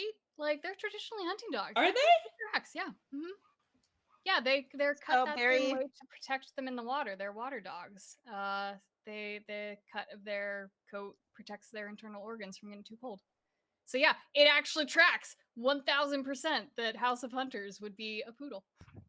Well, it wouldn't just be a poodle. It's various different hunting Right. dogs, really. Fey hunting dogs. It's a whole thing. The but the they they're a recent kind of addition to the Court of Shadows. It just says this older poodle Fey is just like, well, let me tell you,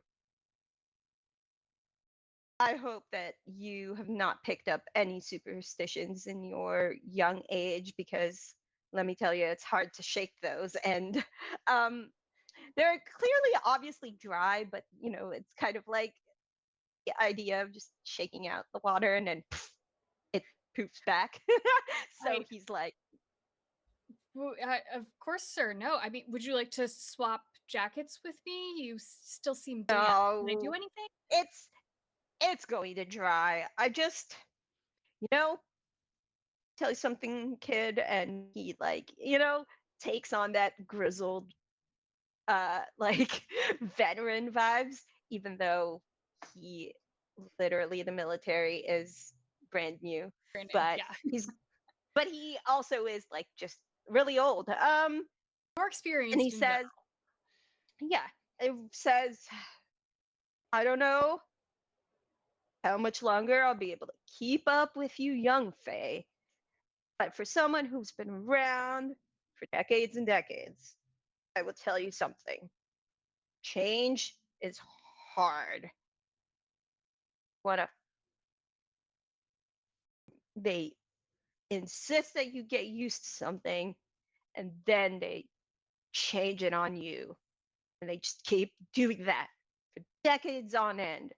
That's what our entire existence is. Everything changes and nothing stays the same. So let me tell you. Let me tell you, what are we fighting for, really? Something that something that's going to change? Is there going to be some sort of threat? Are people expecting us to go and make nice with the humans outside our world?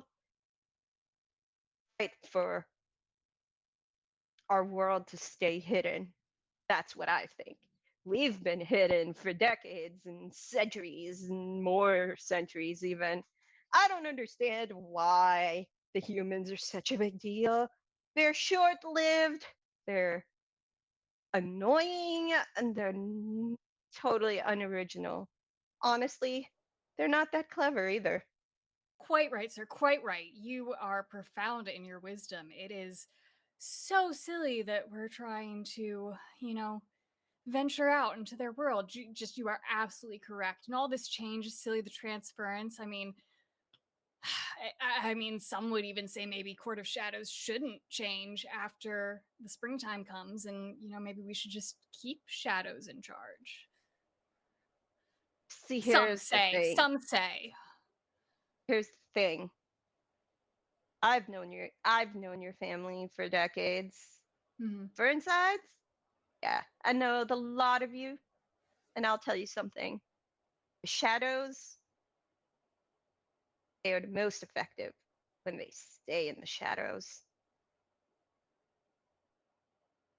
And the power that makes us what we are the secrets we collect. The only thing humans are good for is their secrets, because their secrets fuel our court. And I just like tap my nose in the like keep secrets kind of way. That exactly, exactly, sir. And And I get him another drink because I we're standing by the drink table. I get him another drink. And pass it along. cod, like the drinks fall out of the stars and they just keep refilling them Excellent. and just like Also, really quick, did Eleonora give this poodle an existential crisis? I possibly. um In the middle of a party, no less. Eleonora straight up. Eleonora maybe straight up gave this poodle an existential crisis. um Can we trade sister? Right? um yeah, so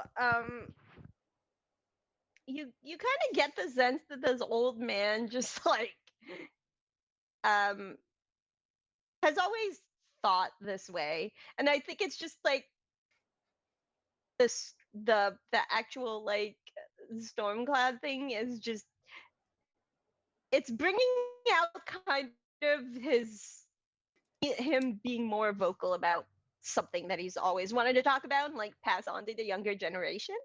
Hmm. Um, And as he's so there's that. ranting, I kind of like look around him at Vera because I recognized Vera when she came in, even without the glittering sparkles. Uh, it's been a while, but this is very typical. And I like thought about catching her eye, and then the poodle thing happened, and it was just can't do it. She and her family are gonna cause trouble. Just don't. So like I'm kind of as he's talking, I'm kind of like looking over his shoulder at Vera, maybe occasionally catching her eye, but like not quite making a move towards her and kind of sticking with my officer because it's the right thing to do, but like she's like vibrating a bit, like Yeah, I think Um, Vera like actually can tell and is sort of observing it all as well. And um I mean, I think she's really curious. The whole military thing clearly not for her, and the fact that the Fae like copied this off of the human world, what are we doing? But it's obviously something that Albina has been, you know, to excel in and move up the ranks, and you know, clearly also she kind of has the thought in her head that like if she can fix this, she can avert like any bad stuff coming on the House of Illusionists while also like buttering up this person who clearly could be important to Albina.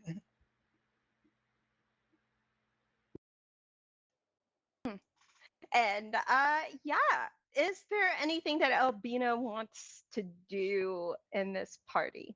she's like as she's kind of seen her officers loosen up and party, she's like unbuttoned her coat because like Vera just said, like it's a new military and they're kind of based on humans, so they're like not quite right. They don't quite get it completely, so they do loosen up a little bit.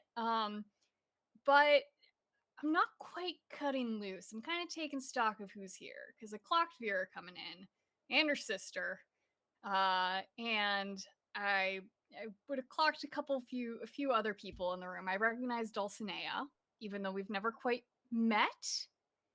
There's like a little I don't know how we're doing it. So like she's not quite approaching. And my mentor is also here, Ignatius, who's an older fae, very steadfast, straight, upright, proper, and he's pointedly ignoring me, and I'm pointedly ignoring him. So this is like Albina's trying to have a party while ignoring some important people in the room because they might not like her. Okay. Um, I am going to open this up real quick to anyone if there's something they would like to do. All good? How are we all feeling? Okay. Uh, the evening goes on, and there is definitely like a lot of meeting other Fae. It is very much a good time, and the chapter closes on this rather wild and outrageous party. Uh, we have now completed our first novel chapter for this series. Congratulations, beautiful people. Um, as we go through the cycle of play, let's uh, assess the reputation, both of uh, your main characters and also the courts. Um, the reputation criteria will be in the background sheet of your chosen background, if I recall correctly. If I am wrong, please let me know. It's your background, your family backgrounds. So I am going to start with who wants to go first, I guess. Um how are we feeling about our reputations? Rosie, how do you think Cornelia did um at the Ooh. party and everything? Old money. Let's check out that old money situation.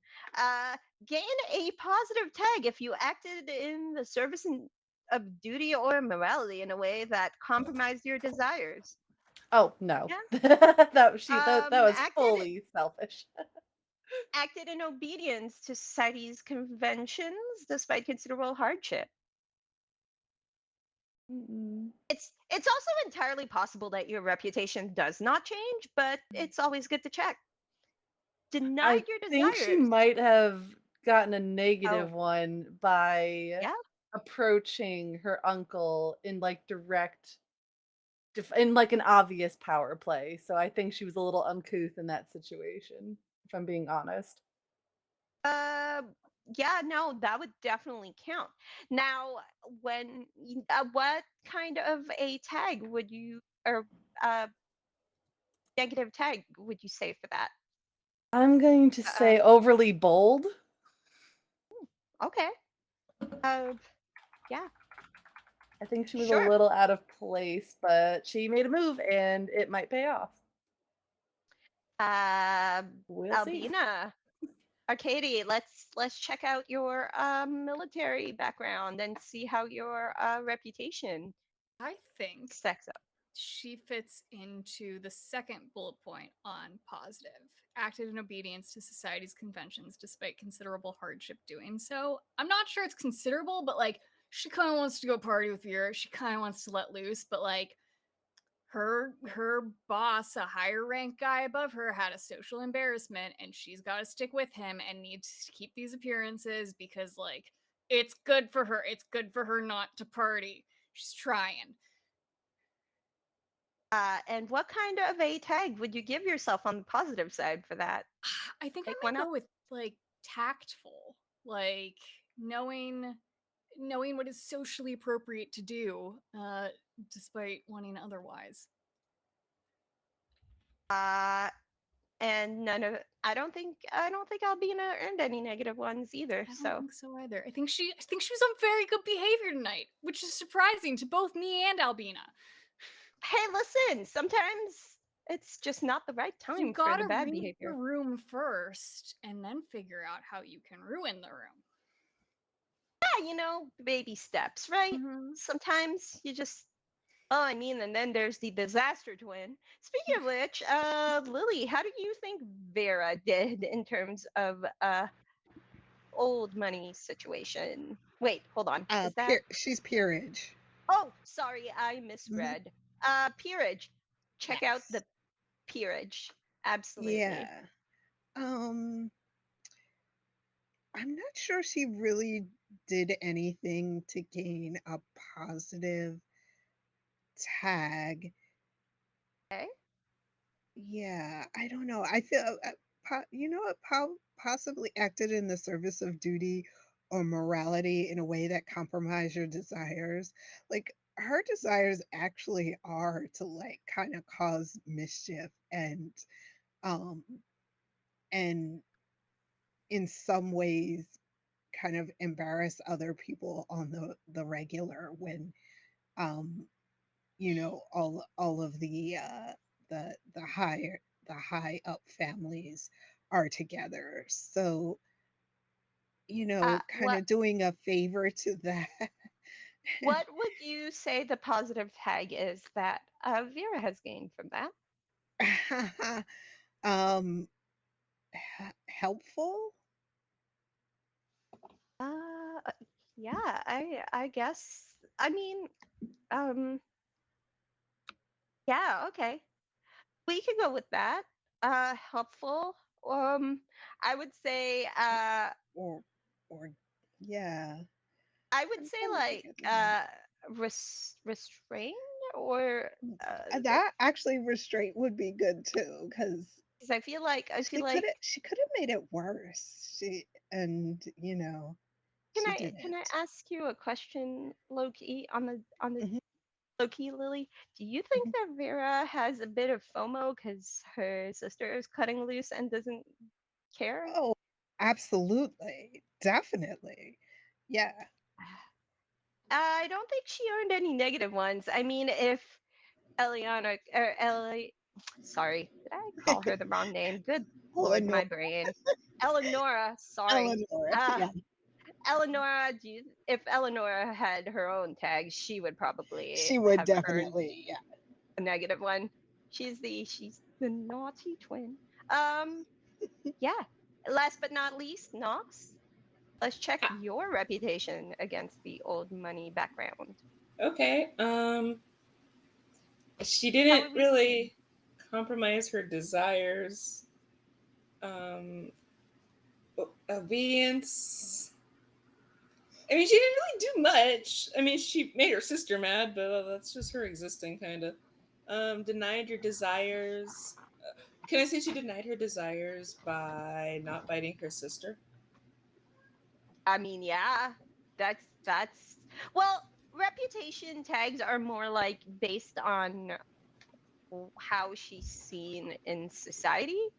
So it's the bulk of it is based on, Hmm. So, like at the a party, public how she event. acted. Yeah. And Okay. it's also very possible that Dulcinea started super neutral. I mean, she did Look, bring a human to a Fae party. I mean, I did she don't get know how. busted though? No, no, she didn't get busted. Yeah, I guess nothing really happened to her this session. I mean, that whole human companion thing, mentee, like mentoring a human in the Fey world might have some consequences down the line, but not today. Not today. We stay neutral reputation for another day. I mean, there's plenty of time to rack up those tags. Um, okay. There is one last thing I need to check. Oops, I know what's going on. Uh, hmm, sorry. Uh, da da da da. Hmm.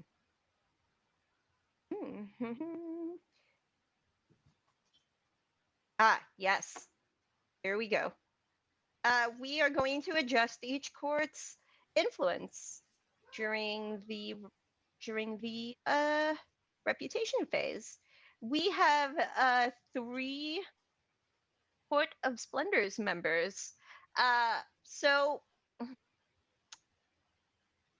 um, how many of you gained a positive tag this go around? Hold on, let me double check. So um, Albina gained one. Oh wait, no, Albina is shadows. Okay. Oh my gosh, is Albina the only one who gained a Yes. positive tag? Oh my Mhm. gosh, am I? Score one for the shadows. All right, excellent. So Uh, good at being sneaky and lying and listen, That's a there's plenty good of Didn't thing we time. just here. say Vera got one? Because I thought Vera got like Yeah. helpful or Oh, something. you yeah, didn't that's Yeah, write another it Vera into got the helpful. one. sheet. We just haven't put it on the Okay. sheet yet. Oh, that's Oh, yeah. okay. But Sorry, I was counting Vera's sheet. in Splendor though, not Shadow. Mhm. Okay, so one for Splendor, one for Shadow. No, I just noticed that. Okay, so we're doing a little bit of okay. For each negative tag gained by a faction. So who gained those negative tags? I Uh, did. And you yeah. canceled out. Canceled out all the good that Vera did. Really living up to that Uh, Yeah. secret rivalry.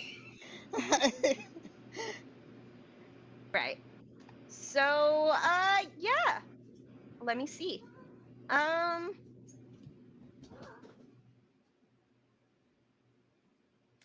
um well, there's good news and there's good news and then there's even better news.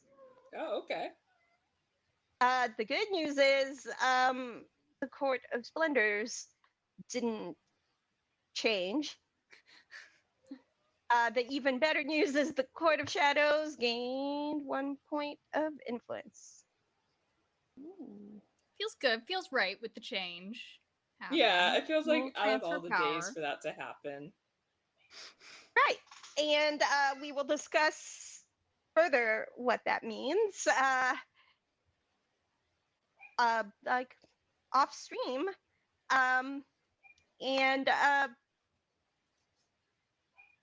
we will also consider letters for the beginning of next stream. So everybody gets 2 of those next stream. That's where we'll start.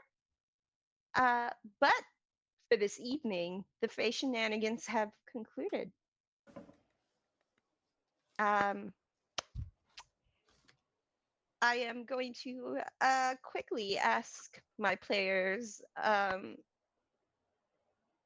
in an order that I totally remember. It's fine. I want you to reintroduce yourself real quick and tell us where your socials are and stuff. Yeah, Arcady, please. Hi, I'm Arcady Koshka. You can find me on all socials as Arcady Koshka. I'm also a regular player over on the channel Mercenaries of Mischief. We're currently on break. However, an episode just went up on our YouTube channel where I DM'd for my first time ever for a table full of 4 veteran DMs live. It was very scary, but that was the point. It's called Table Flip. So if you go to the Mercenaries of Mischief YouTube, you can see me DM for some of my favorite DMs. I got very lucky that I got DMs who have been very important to me and was able to have them at my. Otherwise, I usually hang out on. Good It was job. it was less scary than I thought it would be. It was very good. It, I got blessed with a very good table. it's always like that, though, honestly. Lily, your turn.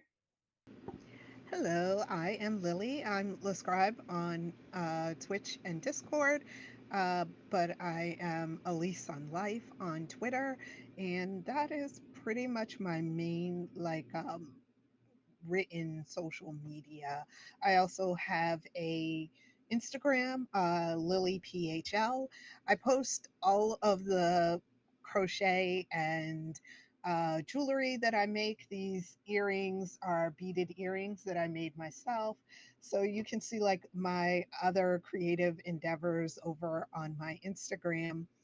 I am also a regular cast member on the Misfits of Space podcast. Its first season was a Star Wars actual play, and the currently airing episodes are a Monster Hearts 2 actual play. And then I have my own podcast with my sister, my twin sister, that is a actual real thing about me, and a mutual friend called Blurred on the Street, where we are 3 Black women, femmes, talking about being geeks, nerds, whatever in that space, and pop culture and current events. Ah, excellent. Nox. I thought I unmuted. Hello, everyone. Hi, I am Nox, and I've been Dulcinea and Sylvan. You can find me on social media at Nocturnal_7. You also saw my cat Hazel today and heard her probably multiple times. You can catch me here again tomorrow night at 8 o'clock Eastern Standard Time for Gently on the Wind, which is a Valor game. We're sponsored by Valorous Games. It's super fun. It's magical girls. It's Ghibli-esque. We're about to meet the queen, and it's going to be awesome. I don't have anything on Saturdays anymore. My show ended. But you can catch me on Wednesday on the initiative order for Inferno.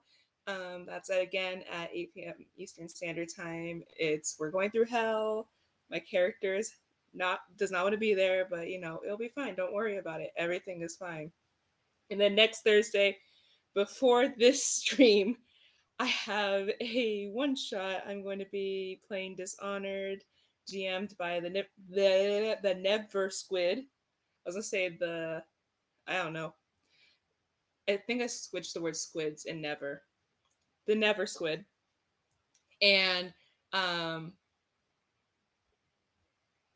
my brain just stopped working. I'm so tired. I have lots of Okay, things. buddy. Follow me on social media. That's the main thing. Oh yeah, no, Nox has so many things. You gotta go follow her on Twitter and find out about all the things. I love Nox, you know. And Rosie. Hi, I'm Rosie, Sweet Rosie B, just about everywhere on the internet. You can find me here on Thursdays with these wonderful folks. Not anymore on Saturdays. Very sad, Knox. But you can find me on my own channel on Mondays, doing the Lego Rivendell set. Tuesdays over on the GR crew as we are finishing up our Humblewood campaign. And most importantly, the biggest thing I have going on right now is we are currently crowdfunding for an all femme, all elf, all great Lord of the Rings adventure over on Nat One Fun. We are about a quarter of the way through to our goal, but we want to be able to pay our cast and crew fairly. So we are crowdfunding so that we can have art, assets, and a wonderful, wonderful cast.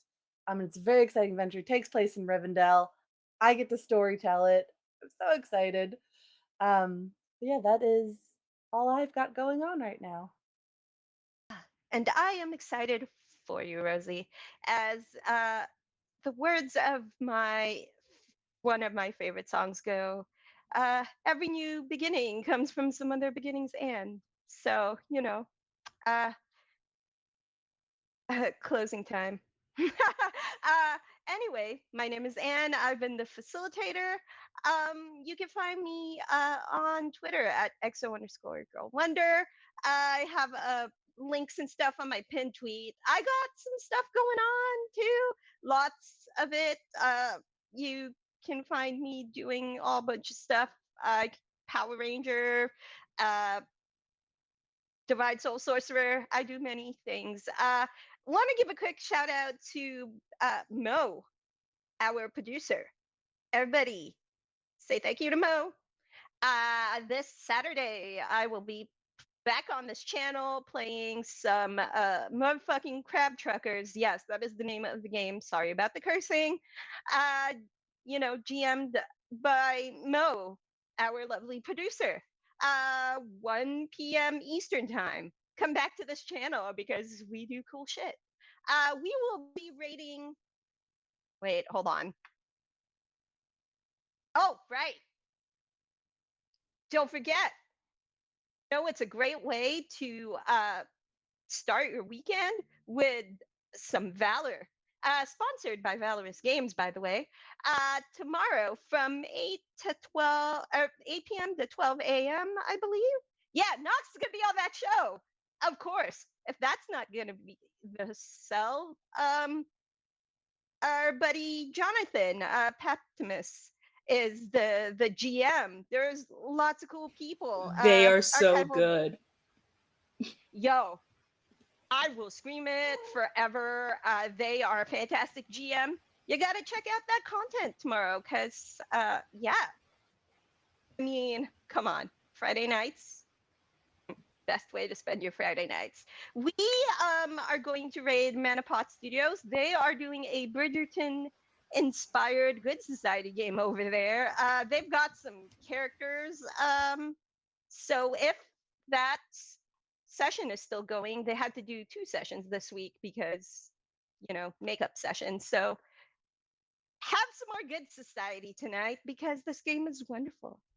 And for now, this is where I leave you. See you on the next adventure. Bye.